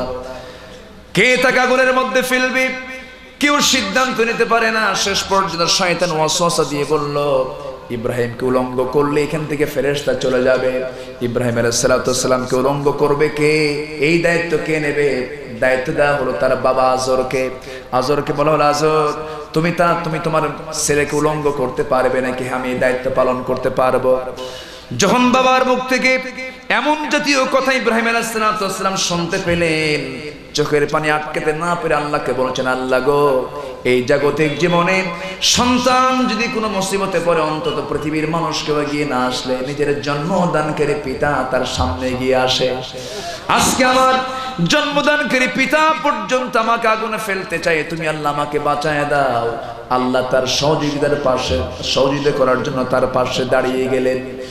যখন তার বাবা তার সামনে দাঁড়িয়ে লুঙ্গির গিটায় হাত দিতে নিয়েছে, এমন সময়ে বাপকে লক্ষ্য করে সন্তান ইব্রাহিম বলছেন, আব্বা জান, আপনি আজকে আমার সতর খুলতে আসছেন, আপনি আমাকে উলঙ্গ করতে আসছেন, আমাকে আগুনের মধ্যে ফেলবেন। কিন্তু বাবা একটা প্রশ্ন করব, বাবা তুমি কি আমার সতরটা ছোটবেলাও দেখতে পেয়েছো নাকি? আমি যখন মার গর্ভ থেকে দুনিয়াতে এসেছি সেই সময় তুমি আমার সতর দেখতে পেয়েছো নাকি? না, দেখতে পাই নাই। এখন প্রশ্ন আসতে পারে, একজন সন্তান দুনিয়াতে আসার পর তার পেশাব পায়খানা পরিষ্কার দায়িত্ব কয়জন পালন করে? মা এবং বাবা, এই দুজন মিলেই তো তার সতর দেখবে, এটাই স্বাভাবিক। কিন্তু ইব্রাহিম আলাইহিস সালাম এমনটা প্রশ্ন করলেন, যখন বাপ বলে ফেললো না, তাহলে তিনি মানুষ হলেন কোথায়? তার মানুষ হওয়ার পিছনে একটা বিশাল ইতিহাস আছে। ইব্রাহিম আলাইহিস সালাম মানুষ হয়েছেন মার কোলে নয়, একটা কূপের ভিতরে। মার পেট থেকে পৃথিবীতে এসে কূপের ভিতরে তিনি পড়ে গেলেন, সেই কূপের ভিতরে থাকলেন দীর্ঘ 8টি বছর। আবার কেউ কেউ বলেছেন 16 বছর সেই কূপের ভিতরে ছিলেন। কি পান করবেন, কি খাবেন, কি দাবেন, মার দুধ তার কিসমতে জোটে নাই। আল্লাহ রাব্বুল আলামিন ফেরেশতাকে পাঠিয়ে দিলেন, তার ডান হাতে একটা চোষণ মারা হলো বুড়াঙ্গুলে, বাম হাতের বুড়াঙ্গুলে একটা চোষণ মারা হলো। এক হাতে দুধের ঝর্ণা, আরেক নখে মধুর ঝর্ণা। এই দুধ আর মধু পান করে করে তিনি টাইম পার করলেন দীর্ঘ 16টি বছর। জোরে কোন সুবহানাল্লাহ। খাওয়ালেন কে? রিজিক দিলেন কে? আল্লাহ পাক। এখনো দেখবেন বাচ্চারা যখন মার দুধ না পায়, যখন ক্ষুধা লাগে, তখন কি চষে? কি চষে? কোন আঙ্গুল চষে? এই বুড়া আঙ্গুলটাই চষে। কারণ আমার আব্বাজান চষে গেছেন, আলহামদুলিল্লাহ বলেন। জাতির পিতা তো এরা এমনি হওয়া যায় না। জাতির পিতা হতে হলে অনেকগুলো বিষয় থাকতে হয়, কোয়ালিটি থাকতে হয়। আমরা যে খাতনা করি, এই যে খাতনা করা হয় না, এর এলাকায় কি বলে? খাতনাই তো বলে না, সুন্নতে খাতনা যেটা করা হয়। এই খাতনা যে করা হয়, এই খাতনা যিনি করে দেন ওকে এলাকায় কি বলে? খলিফা। ওরে বাপরে বাপ, ইন্নী জাআলিন ফিল আরদি খলিফা। হ্যাঁ, এটা বিশাল ব্যাপার। ওস্তাদ, ওস্তাদ, হ্যাঁ দুটোটাই বলে, ওস্তাদ বলে, খলিফা বলে। আচ্ছা ঠিক আছে। এখন ইব্রাহিম আলাইহিস সালামের বয়স যখন 80 বছর, কত বছর? 80 বছর। আল্লাহ বলেন, ইব্রাহিম তোমার একটা কাজ বাদ আছে। উনি বলেন, আল্লাহ আমার কি কাজ বাদ আছে? তোমার একটা অপারেশন করতে হবে। কি অপারেশন? তোমাকে খাতনা করতে হবে। কি করতে হবে? খাতনা করতে হবে। 80 বছর বয়স তখন তার। কাল্লা, এই বুড়ো বয়সে তুমি কি হুকুম দিলা? আল্লাহু আকবার বলেন। জীবন তো চলেই গেল, 80 বছর বয়স, আমাকে খাতনা করতে হবে। হ্যাঁ তোমাকে খাতনা করতে হবে। তুমি তো ইন্নী জাআলুকা লিন-নাসি ইমামা মিল্লাতা আবিকুম ইব্রাহিম, তোমাকে খাতনা করতে হবে। ইব্রাহিম আলাইহিস সালাম বলেন, আল্লাহ তুমি যখন হুকুম দিয়েছো অবশ্যই আমাকে ফলো করতে হবে। খাতনা তো করব, কিন্তু একটা কথা আছে। কি? আমার খাতনা কে করে দেবে? আমার ওস্তাদকে। কথা বোঝেন নাই? আল্লাহ বললেন, এই ইব্রাহিম তুমি কি কও, এখন লুঙ্গি খুলবো মানুষের সামনে? আল্লাহু আকবার বলুন। তোমার খাতনা তোমার নিজেই করতে হবে। দেখেন এটাও একটা বিশাল দরজের বিষয়, বিশাল পরীক্ষা। কিন্তু ছোটবেলায় যখন অবস্থা ঢুকছে ঘরের মধ্যে, তখন আমরা কি করছি? তখন কি করছি আমরা? একদিকে ঢুকছে আর একদিকে পালাই। কখন 80 বছর বয়স, বলা হলো তোমাকে খাতনা করতে হবে। কাল্লা ঠিক আছে, তুমি যখন অর্ডার দিলা জঙ্গলে যাও, নিয়ে গেলেন একটা অস্ত্র, কাঠ কাটার অস্ত্র, যে কাঠ ওই যে বগলের তলে থুইয়া, মানে কি করে, না না কুড়াল, কুড়ালো না, 22 বলে, 22 আছে নাকি এদিকে 22 বলে? আচ্ছা 22, হ্যাঁ 22। আচ্ছা এই 22 দিয়ে আল্লাহ বলেন যাও তুমি সাইজ করো। কি করো? সাইজ করো। 80 বছর বয়সে তিনি তার খাতনা সম্পূর্ণ করলেন। এখন এই খাতনাটা সুন্নতে রাসূল না সুন্নতে ইব্রাহিম? বুখারী শরীফের হাদিস এটা, বুখারীর হাদিস এটা এসেছে, সুন্নতে এটা ইব্রাহিম। ইব্রাহিম আলাইহিস সালাতু ওয়াস সালাম তিনি এই খাতনার প্রচলন শুরু করলেন। ইন্ডিয়ার প্রত্যেকটা হিন্দুরা খাতনার পক্ষে ছিল না, এখন সব খাতনার পক্ষে চলে এসেছে। কেন জানেন? এর কারণ হলো ওই অতিরিক্ত চামড়া থাকার কারণে, বিভিন্ন রোগে রোগাক্রান্ত হওয়ার কারণে ইন্ডিয়ান সমস্ত ডাক্তাররা একমত হয়ে বলতেছে তোমরা মুসলমান হও আর না হও, খাতনা করে সাইজ হয়ে যাও। কথা কি বুঝতেছেন? আচ্ছা এই ইব্রাহিমকে মানবে না, ইব্রাহিমকে মানতে হবে। উনি জাতির পিতা, জাতির পিতা জোর করে আদায় করা যায় না। ইব্রাহিম আলাইহিস সালাতু ওয়াস সালাম চাইলেন কার কাছে? আল্লাহর কাছে। বাপ লুঙ্গির গিটে হাত দিয়েছে, দুনিয়ার পোশাক তার শরীর থেকে টান মেরে খোলা হলো। আল্লাহ রাব্বুল আলামিন ফেরেশতার মাধ্যম দিয়ে তার মাথার উপর দিয়ে জান্নাতের পোশাক পরায়া দিলেন। জান্নাতের পোশাক মানে ফায়ার প্রুফ পোশাক পরানো হলো। যখন বৃষ্টিতে আমরা চলে যাই, বৃষ্টির পানি নিজের গায়ে না লাগার জন্য আমরা রেইনকোট পরি, তেমনি আল্লাহ পাক তার পোশাক দিয়ে দিলেন, ফায়ার প্রুফ পোশাক পরায়া দিলেন, যেন আগুন তার গায়ে স্পর্শ না করে। আগুনে নিক্ষিপ্ত হলেন ঠিক 40টা দিন 40টা রাত কাটালেন, একটা চুল পর্যন্ত, একটা পশম পর্যন্ত তার ক্ষতি হলো না। কে বাঁচালেন? আসতে বলবেন না, কে বাঁচালেন? সে আল্লাহ মনে হয় নাই। আসতে কবেন না, আছে না নাই? ধৈর্য আনবো, ধৈর্য আনবো কার উপরে? আমরা কার কাছে চাইবো? আল্লাহর কাছে আমরা চাইবো। সন্তান হয় না বলবো কার কাছে? না বাবার কাছে? বাবার কাছে নিয়ে যায় গরু ছাগল, নিয়ে যে দরবারে গিয়ে বলে আব্বা, আব্বা গো, আসেন এরকম আছে না? বাবা, দয়াল বাবা, কেবলা বাবা, হ্যাঁ ন্যাংটা বাবা, হ্যাঁ দড়ি বাবা, দড়িতে বাঁধতে হবে, হ্যাঁ বদনা বাবা। চট্টগ্রামে একটা মাজার আছে, বদনা শাহ মাজার, বদনা শাহ রহমাতুল্লাহ আলাইহি। আশ্চর্য কথা, বাবার নাম যদি বদনা হয়, ওর তো পেশাবার পায়খানা করতে কাম শেষ। সম্মানিত ভাইয়েরা, কোন বাবার কাছে আমরা চাবো না, চাইবো কার কাছে? মেয়ের সন্তান হয়, এই ফয়সালা কার? ছেলের সন্তান হয়, এই ফয়সালা কার? ইয়াহাবু লিমান ইয়াশাউ ইনাসান ওয়া ইয়াহাবু লিমান ইয়াশাউ যুকুর। ছেলে হোক মেয়ে হোক, এটা কার ফয়সালা? আল্লাহর ফয়সালা। কোন মনক্ষুণ্ণ হওয়া যাবে না। বারবার মেয়ের সন্তান হয় বলে কিছু কিছু পুরুষ বউকে পিটায়, পিটায় হসপিটালে পাঠায় দেয়। যে স্বামী তার বউকে সন্তান মেয়ে হওয়ার জন্য বারবার পিটায়, ও খুব পিটায় হসপিটালে পাঠানো দরকার। সন্তান ছেলে হওয়া মেয়ে হওয়ার ক্ষেত্রে একমাত্র ক্ষমতা কার হাতে? আল্লাহর হাতে। আবার শুকর আদায় করার মতো কিছু কিছু বান্দা আছে। আমার এক মুসল্লি মসজিদের, ওনার 8টা মেয়ে। কয়টা মেয়ে? 8টা মেয়ে হওয়ার পর 9ম মেয়ে সন্তান আবার হয়েছে। হুজুর 9ম মেয়ে যখন হলো, আমার 14 গোষ্ঠী আমার বাড়ি, আমার বাড়িতে এসে চোখ এরকম বড় বড় করে চায় আছে। লজ্জা নাই, শরম নাই? বারবার বাচ্চা নাও, আর সন্তান নিতে পারবা না। এই বাচ্চার নাম রেখে দাও ইতি, সমাপ্তি। আর না, চাই না।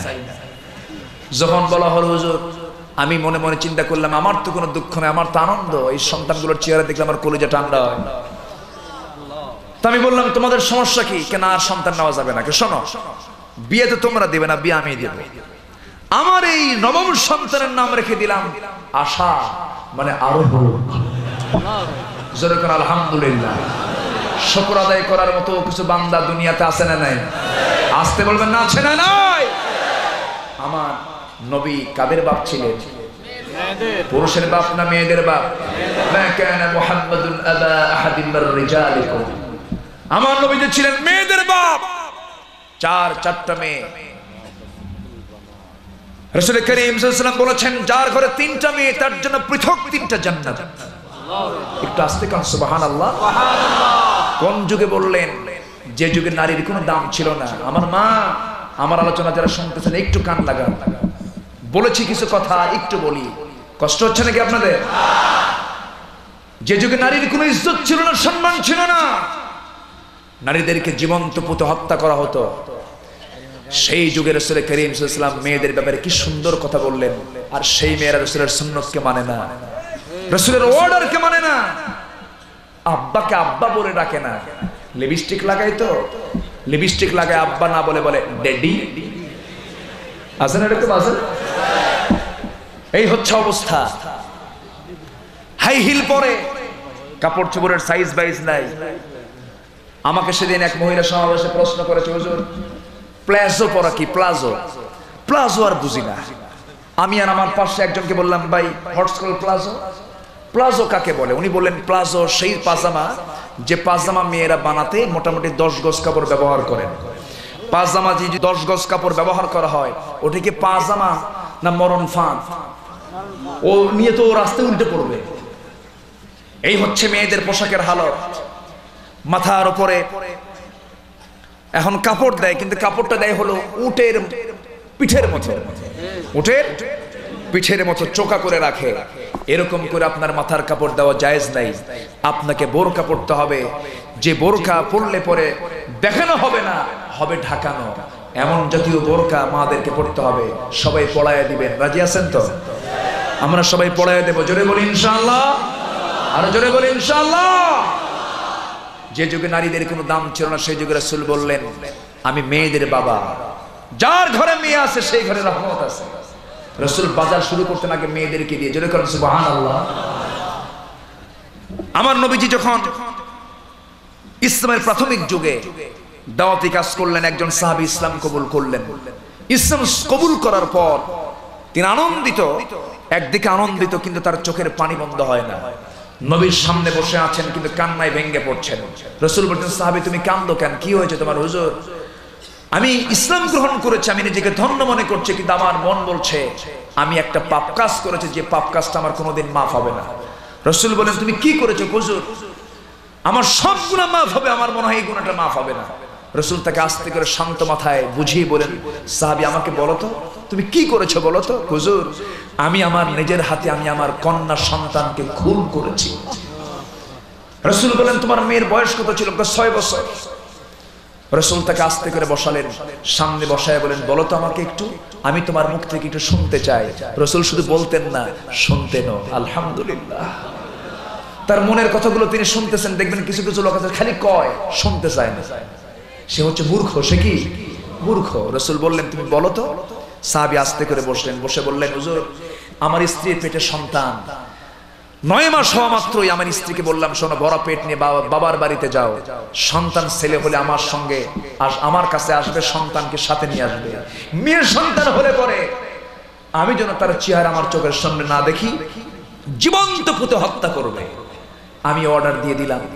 আমার স্ত্রী চলে গেছে, সন্তান ডেলিভারি হয়েছে, মেয়ে আমাকে বলল সন্তান মৃত হয়েছে। কিন্তু আমার স্ত্রী আমার সন্তানের চেহারার দিকে তাকায় দেখে আমার মতো ভ্রু, আমার মতো চোখ, আমার মতো হাত, আমার মতো পা, আমার দিকে টান রেখে মেয়েটাকে আমার অজান্তে অন্য বাড়িতে ধীরে ধীরে বড় করতে লাগলো। মেয়েটার বয়স যখন 6 হয়ে গেছে, হঠাৎ করে আমার চোখের সামনে একদিন ধরা পড়ে গেছে। আমি তার খপ করে হাতটা চেপে ধরলাম, দেখি যে আমার মতোই তার চেহারা, আমার মতোই কথা। আমি তাকে ধরে নিয়ে আমার স্ত্রীর সামনে হাজির করে বললাম, স্ত্রী সত্যি করে বলো তো এই সন্তানটা কার সন্তান? হুজুর, আমার স্ত্রী থরথর করে কাঁপতে কাঁপতে বলছে, আমার স্বামীকে তত্ত্ব কতক্ষণ গোপন করবো, এই সন্তান আমাদের ঔরস থেকে এসেছে। আমি তেলে বেগুনো খেপে গেলাম, এত রেগে গেলাম, কিন্তু প্রকাশ করলাম না। একদিন পর একদিন যেতে না যেতে বিশাল বড় প্ল্যান করলাম, ঠান্ডা মাথার খনি বনে গেলাম। আমি আমার স্ত্রীকে আস্তে করে ডাক দিয়ে বললাম, স্ত্রী, তোমার মেয়েটাকে সুন্দর করে সাজিয়ে দাও, গুছিয়ে দাও, আজকে ওকে ওর নানার বাড়িতে নিয়ে যাব। এই কথা বলা মাত্র হুজুর, আমার মেয়েটা দৌড় মেরে আব্বা আব্বা বলে আমার কোলে এসে বসে গেল। আমার কোলে বসে আমার কপালে চুমা খায়, আমার গালে চুমা খায়, চুমুতে চুমুতে ভরায় দেয়, বলে, বাবা, তোমাকে কোনোদিন আব্বা বলে ডাকতে পারিনি, আজকে আমার জীবনটা ধন্য হলো, আজকে আমি তোমাকে ডাকতে পারলাম। হুজুর এই কথাগুলো আমার সঙ্গে বলল, আমার দিল গলল না। আমার স্ত্রী আমার মেয়েটাকে সুন্দর করে সাজিয়ে দিল, গুছিয়ে দিল। আমার মেয়েটাকে সঙ্গে করে রওনা দিলাম নানির বাড়ি, কথা বলে ওইদিকে রওনা না দিয়া জঙ্গলের দিকে যখন যাচ্ছিলাম, মেয়েটার মুখ ছোট হলো আর বলে, আব্বা, তুমি কোন দিকে যাও, নানির বাড়ি যাবে না? আমি কোনো কথা বললাম না। জঙ্গলটা পার হলাম, ঠিক দুপুর বেলা, প্রচন্ড রোদ আকাশে। এমন সময় আমি যখন কোদাল দিয়ে খনন কার্য শুরু করে দিলাম, গর্ত খনন যখন শুরু করলাম, আমার মেয়েটার চোখ ছোট হয়ে যাচ্ছে, ভীতি ভাব, আর বারবার বলছে, বাবা, নানির বাড়ি যাবে কখন, গর্ত তুমি কেন খনন করছো? আমি কোনো কথা বললাম না। গর্ত খনন আমি চালিয়ে যাচ্ছি, আমার শরীর থেকে ঘামগুলো জড়তেছিল। হুজুর, আমার মেয়েটা গামছা দিয়ে সেই ঘামগুলো বারবার মুছে মুছে দেয়, বারবার মুছে মুছে দেয়। আর আমার দাড়ির মধ্যে সিটকে সে কিছু মাটি পড়ে, সেই মাটিগুলো তার কচি কচি নখ দিয়ে সুন্দর করে খেলাল করে করে আমার দাড়িগুলো পরিষ্কার করে দেয়। এমত অবস্থায় আমি দেখলাম, আমি যখন গর্ত খনন শেষ করে ফেললাম, আমার মেয়েটাকে আস্তে করে মুস্কি হাসিমের অভিনয় করে বললাম, মা, দেখো তো গর্ত খনন কেমন হয়েছে। আমার মেয়েটা ওজন এমন একটা মুস্কি হাসি মারলো, সেই মুস্কি হাসির স্মৃতি আমি ভুলতে পারি না। আমার কাছে কেমন যেন মনে হয়, আমার মেয়েটা আস্তে করে সরল মনে হাসি মেরে সাদা মনে উকি মেরে গর্ত খনন যখন দেখতে লাগলো, আমি বললাম, মা, দেখো তো গর্ত খনন কেমন হয়েছে। আমার মেয়েটা উকি মেরে গর্তের নিচের দিকে যখন তাকাতে লাগলো, আমি পিছন দিকে চলে আসলাম, চক্ষু বন্ধ করে এমন জোরে ধাক্কা মারলাম, এক ধাক্কায় গর্তের মধ্যে উপর হয়ে পড়ে গেল। চিত হয়ে সঙ্গে সঙ্গে দুটো হাত এক জায়গায় করে বলছে, বাবা, বুঝতে পেরেছে আমার মার কথা আজকে কাজে লেগেছে। আমার মা এমন কথাই বলেছিলেন, ও আব্বা, আমি কেন আজকে এই জায়গায় আমাকে ফেলে দিয়েছো তুমি, তাও বুঝতে পেরেছি। আজকে তোমার কাছে একটা করজোরে প্রাণ ভিক্ষা কামনা করছে, আজকে আমার প্রাণে বাঁচায় দাও, আমার চেহারা আমি তোমার সামনে কোনোদিন দেখাবো না। হুজুর, আমি এই কথাগুলো শুনতেছিলাম, আমার কানে এখনো বাজে, কিন্তু শিরকিয়াতের কারণে, জাহালাতের কারণে আমার দিল একটু গড়ল না। হাতের মধ্যে পাথর নিয়ে আসলাম, চক্ষু বন্ধ করে তার বুক বরাবর মেরে দিলাম। এক আঘাতে ফিনকি দিয়ে রক্ত বের হয়ে গেল, এক আঘাতে ফিনকি দিয়ে রক্ত বের হয়ে গেল। আমার নিজের হাতে মাটি চাপা দিলাম, পাথর চাপা দিলাম, জনবের মতো আমি তাকে দুনিয়া থেকে বিদায় করে দিলাম। হুজুর, আমার কাছে মনে হয় আল্লাহ আমার সব গুনাহ মাফ করলে এই গুনাহটা মাফ করবেন না। রাসূল বলেন, সাহাবী রে, ও সাহাবী, তোমার গুনাহ যত বড় হোক না কেন, আমার আল্লাহর রহমত তার যদি অনেক বেশি বড়। তুমি ইসলাম কবুল করেছো, আল্লাহ তোমার এই গুনাহ তোমার জীবন থেকে মুছে দিয়েছেন। জোরে বলেন সুবহানাল্লাহ। আমার মা সেই সম্মান সম্ভ্রম ইসলাম আপনাকে দিয়েছে। গোটা পৃথিবীতে আজকে নারীদেরকে নিয়ে পণ্য সামগ্রী বানানো হচ্ছে। আপনার সেই ইজ্জত, সেই সম্মান সম্ভ্রম টিকবে ইসলাম মানলে পরে। 5 ওয়াক্ত নামাজ পড়বেন, স্বামীর দায়িত্ব, স্বামীকে আনুগত্য করবেন, রমজান মাসে রোজা রাখবেন, পর্দায় থাকার আপনাকে অবশ্যই চেষ্টা করতে হবে। এই 4টি কাজ করবেন, আল্লাহ পাক আপনাকে 8টা জান্নাতের দরজা খুলে খুলে দিবেন। জোরে কোন সুবহানাল্লাহ। সুখ দুঃখ আসে, সুখ দুঃখ কে দেন? আসতে বলবেন না, কে দেন? আমার মা সাংসারিক সচ্ছলতা অসচ্ছলতা সব আল্লাহর তরফ থেকে আসে, সে জায়গায় ধৈর্যের দরকার আছে না নাই বলেন? আল্লাহ সেজন্য বলছেন, ইয়া আইয়ুহাল্লাযীনা আমানুস্তাঈনু বিস-সাবরি ওয়াস-সালাহ ইন্নাল্লাহা মা'আস-সাবিরিন। ধৈর্যের মধ্য দিয়ে চাও, সবরের মধ্য দিয়ে চাও, আর সালাতের মধ্য দিয়ে চাও। আজান যখন হবে তখন আমরা কিসে দাঁড়াবো? আসতে বলবেন না, কিসে দাঁড়াবো? নামাজকে সবাই পড়তে রাজি আছেন? একটু হাত তুলে দেখান, জোরে বলুন হে আল্লাহ, আরো জোরে হে আল্লাহ। আমাদেরকে 5 ওয়াক্ত সালাত আদায় করা তৌফিক তুমি আল্লাহ দিয়ে দাও। জোরে বলুন আমিন, আরো জোরে আমিন, আরো জোরে আমিন। হাত নামান। আসুন, যা হয়েছে যতটুকু বলেছি আল্লাহ পাক আমলে নিয়ে আসার তৌফিক দান করুন। জোরে বলুন আল্লাহুম্মা আমিন, আরো জোরে আল্লাহুম্মা আমিন। وإن لم تغفر لنا وترحمنا لنكونن من الخاسرين ربنا لا تزغ قلوبنا بعد إذ هديتنا وهب لنا من لدنك رحمة إنك أنت الوهاب ربنا لا تزغ قلوبنا بعد إذ هديتنا وهب لنا من لدنك رحمة إنك أنت الوهاب আল্লাহ তাআলা গভীর রাত, নিঝুম রাত, ঝিমানো রাত্রিতে তোমার চাঁদের মতো হাজার হাজার মুসলমান নরনারীকে নিয়ে তোমার কালামকে সামনে রেখে আলোচনা শেষান্তে শাহী দরবারে কাঙ্গাল ভিখারির মতো দুটো হাত পেতে আছে। আল্লাহ, গুনার দিকে নজর দিও না, বান্দা মনে করে তামাম জিন্দেগীর সমস্ত গুনাহগুলোকে আমাদের মাফ করে দাও। আয় আল্লাহ তাআলা, দুটি হাত যখন তোলা রাখি দুজন মানুষের কথা বড্ড মনে পড়ে যায়। আমাদের মাঝ থেকে যাদের জনম দুঃখিনী মা যারা চলে গেলেন, জিন্দেগীর গুনাহগুলো মাফ করে দাও, কবরগুলোকে তুমি আল্লাহ জান্নাতের টুকরা বানাইয়া দাও।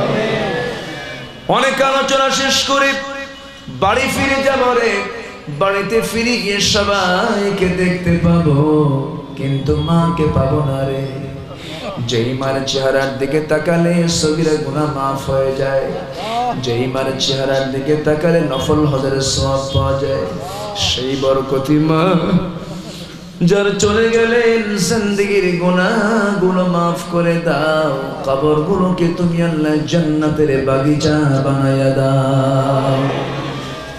আব্বা আম্মার জন্য কেমন করে দোয়া করতে হয় তুমি তাও শিখিয়ে দিয়েছো। সবাই চক্ষু বন্ধ করে আল্লাহর শেখানো দোয়া পড়ে প্রাণ খুলে সবাই বলুন, রব্বিরহামহুমা কামা রব্বায়ানি সগীরা রব্বিরহামহুমা কামা রব্বায়ানি সগীরা রব্বিরহামহুমা কামা রব্বায়ানি সগীরা। আল্লাহ তাআলা বিশেষ করে মাহফিলের আয়োজন যারা করলেন আর শোনার জন্য কষ্ট করে যারা আসলেন, বিনিময়ে কাল কিয়ামতের কঠিন ময়দানে যেদিন পিতা তার পুত্রকে চিনবে না, মা তার সন্তানকে ভুলে যাবে, যেদিন মানুষ কাঁদতে কাঁদতে চোখের পানিগুলো ফুরে যাবে, চোখ থেকে রক্ত বের হওয়া শুরু হয়ে যাবে, সেই কঠিন মুসিবতের দিনে এ মাহফিল আমাদের সবার জন্য তুমি আল্লাহ নাজাতের মাধ্যম বানায়া দিও। আয় আল্লাহ তাআলা, আমার ডানে আমার বামে আমার সামনে আমার পেছনে যত ভাই আর যত মা বোন হাত তুলেছেন, সবার নাম তো আমার জানাও নাই, কিন্তু তোমার নামের তালিকায় সবার নামগুলো তুমি লিপিবদ্ধ রেখেছো। যার যা চাওয়া তুমি আল্লাহ পাওয়া করে দিও, যার যা সমস্যা তুমি আল্লাহ সমাধান করে দিও, রোগাক্রান্ত থেকে রোগ মুক্ত করে দিও, ঋণগ্রস্ত থেকে ঋণ মুক্ত হওয়ার তৌফিক দিয়ে দিও। এক কথায় যার যা সমস্যা তুমি আল্লাহ দয়া করে সমাধান করে দিও। আয় আল্লাহ তাআলা, চেয়ারম্যান মহোদয়ের জন্য আমরা দোয়া করি, তুমি তার খেদমতকে তুমি আল্লাহ কবুল করে নাও। অমরের মতো তুমি আল্লাহ তুমি তার জীবন কমরের মতো তুমি আল্লাহ কবুল আর মঞ্জুর করে নাও। নূর হোসেন ভাইকে কবুল করে নাও। অর্থ করে দিয়ে অনেকে সহযোগিতা করেছেন, সবার সহযোগিতাকে তুমি আল্লাহ কবুল আর মঞ্জুর করে নাও। পরীক্ষার্থীদের সুন্দর পরীক্ষা দিয়ে কামিয়াবি হওয়ার তৌফিক তুমি আল্লাহ দিয়ে দাও। আয় আল্লাহ তাআলা এইরকম করে সকল সদস্য যুব কল্যাণের এই যুব পরিষদের যে সমস্ত যুবকরা মাহফিলটার আয়োজন করেছেন আল্লাহ সব যুবকদেরকে তুমি আল্লাহ কবুল আর মঞ্জুর করে নাও। মুরব্বীদেরকে তুমি আল্লাহ কবুল করে নাও। তাজুল ইসলাম ভাগ্যবান একটি যুবকের নাম, তুমি তার খেদমতকে তুমি আল্লাহ কবুল করে নাও। আমিন। আয় আল্লাহ তাআলা তোমার বান্দাগুলোকে নিয়ে হাত তুলেছি, এই দোয়া আমার জীবনের শেষ দোয়া হতে পারে, এই চাওয়াটা আমার জীবনের শেষ চাওয়াও তো হতে পারে। কে কখন চলে যাব জানি না, ডান হাতে আমলনামা না আসা পর্যন্ত কবরে নিও না। হায় আল্লাহ তাআলা দুনিয়াতে ফেল করলে পাশের সুযোগ আছে, কিন্তু তোমার দরবারে গিয়ে ফেল করলে পাশের সুযোগ থাকবে না। আল্লাহ এমন সময় হাত তুলেছে মুসলমানরা আজকে মার খেতে খেতে শেষ হয়ে গেল। ও আল্লাহ, রোহিঙ্গার মুসলমান ওই মেয়েদেরকে মাদেরকে ধরে এনে স্তন কেটে ফুটবল বানাচ্ছে, মাথা কেটে ফুটবল বানাচ্ছে। আল্লাহ তুমি তাদেরকে তাদের দেশে সকল অধিকার নিশ্চিত করে ফিরে যাওয়ার তৌফিক তুমি আল্লাহ দিয়ে দাও। আয় আল্লাহ তাআলা আমার পার্শ্ববর্তী দেশে 50 কোটি মুসলমান, ও আল্লাহ তুমি তাদেরকে হেফাজত করো। কাশ্মীরটা আজকে একটি জ্বলন্ত অগ্নিকুণ্ড বানিয়ে রাখা হয়েছে। ফিলিস্তিনের মুসলমানরা আজকে দিখারা হয়ে আছে। বাইতুল মুকাদ্দাসকে আজকে তারা কত ধরনের ষড়যন্ত্র করছে। আল্লাহ গো তুমি তোমার কুদরতি নজরে দিয়ে তাকাও। আল্লাহ সিরিয়ার বাচ্চাগুলো আজকে না খেয়ে মারা যাচ্ছে। ও আল্লাহ ইয়েমেনের মুসলমান দুর্ভিক্ষ কবলিত হয়েছে। আল্লাহ তোমার গায়বী সাহায্য নাজিল করো, সমস্ত জুলুম থেকে মাজলুমদেরকে তুমি আল্লাহ রেহাই দিয়ে দাও। ও আল্লাহ তোমার বান্দাগুলোকে হাত তুলেছি, কত পছন্দের গোলাম আমাদের, আজকে তারা 4 শিখের দেওয়ালে বন্দী হয়ে আছে। ও আল্লাহ সমাজের যত জঘন্য কিছু মানুষ রাস্তায় চলাফেরা করে প্রকাশ্যে দিবানকে, আরে তোমার মোহাম্মতের গোলামগুলো কেমনে মানবতার জীবন যাপন করছে। আল্লাহ তোমার গায়বী সাহায্য নাজিল করো, সমস্ত জুলুম থেকে মাজলুমদেরকে তুমি আল্লাহ রেহাই দিয়ে দাও। কোন দিন চলে যাব জানি না, যখন মারা যাওয়ার সময় হয়ে যাবে রে, টান মেরে ঘর থেকে বের করে দেবে। স্ত্রী বলবে স্বামী আমার প্রত্যেক দিন বলে বলে যাও, আজকে তো বলেও গেলে না। স্বামী চলে যা গেলে আমার এই যে তোমার ব্যবসার চাবি, এই চাবিটা আমি আজকে কার হাতে দেব রে? কোনো কথা আমি বলতে পারবো না, আমাকে টান মেরে ঘর থেকে বের করে দেবে। জীবনের শেষ গোসলটা হয়ে যাবে, লোকজন আমাকে মরা মুখ দেখে দেখে চলে যাবে। এমন জামা পরায় দেবে রে, সেলাইওয়ালা জামাগুলো কেসি দিয়ে কেটে কেটে সব খুলে খুলে নেবে। এমন জামা পরায় দেবে, সারা জীবন পরেছি সেলাইওয়ালা, আজকে আমাকে পরায় দেবে সেলাই ছাড়া। সারা জীবন পরেছি পকেটওয়ালা, আজকে আমাকে পরায় দেবে পকেট ছাড়া জামা। আমাকে মাথায় বাঁধন পায়ে বাঁধন দিয়া দিয়া রে চলে যাবে কবরের দিকে আমাকে নিয়ে। পালকিতে চড়াইয়া কবরে নিয়া ওই কবরে শোয়া দিয়া বাঁশ চাপা দেবে, মাটি চাপা দেবে। ওই যে বিদায় নিয়ে আসবে, আর কোনোদিন কেউ খোঁজ নিতে যাবে না। ওই কবরে আমরা কেমন করে থাকবো, ওই কবরে আমরা কেমন করে থাকবো আল্লাহ। এই শীতের ভিতরে ঠান্ডা লাগে, কত কাপড় গায়ের প্রয়োজন হয়, এমন ভাবে রেখে আসবে কোনো কথা নাই বালিশ নাই, কেমনে সময়গুলো কাটবে আল্লাহ। ও আল্লাহ বুঝতে পেরেছি তুমি ছাড়া কোনো বন্ধু আমাদের নাই, তুমি ছাড়া কোনো ওলি আমাদের নাই। মেহেরবানি করে তোমার পছন্দের বান্দার কাতারে আমাদেরকে তুমি আল্লাহ শামিল করে নিও। 12 মাসের প্রত্যেকটি ঘরকে তুমি আল্লাহ ইসলামের দুর্গ বানিয়ে দাও, ঘরে ঘরে খাদিজা সুমাইয়া বানিয়ে দাও, ঘরে ঘরে তুমি আল্লাহ তারিক বিন জিয়াদ আব্দুল্লাহ বিন রাওহার মতো তুমি আল্লাহ যুবক পয়দা করে দাও। ও আল্লাহ, আমরা যখন দুনিয়া থেকে বিদায় হয়ে যাব, মূর্তি যখন হবে, শহীদ মুখ কপালে জুটায় দিও আল্লাহ। মৃত্যুর ভিতরে সবচেয়ে শ্রেষ্ঠ মত শহীদ মত। ও আল্লাহ, এমন পাকা নিয়ত আমাদের সবার মধ্যে তুমি আল্লাহ জাগ্রত করে দিও। অনেক অনেক প্রকার দোয়া চেয়েছেন, এক কথায় যার যা চাওয়া তুমি আল্লাহ পাওয়া করে দিও। তাকাব্বাল মিন্না ইন্নাকা আনতাস সামিউল আলিম ওয়া তুব আলাইনা ইন্নাকা আনতাত তাওয়াবুর রহিম। সুবহান রাব্বিকা রাব্বিল ইজ্জাতি আম্মা ইয়াসিফুন ওয়া সালামুন আলাল মুরসালিন والحمد لله رب العالمين. واجعل آخر كلمتنا عند الموت لا إله إلا الله محمد رسول الله.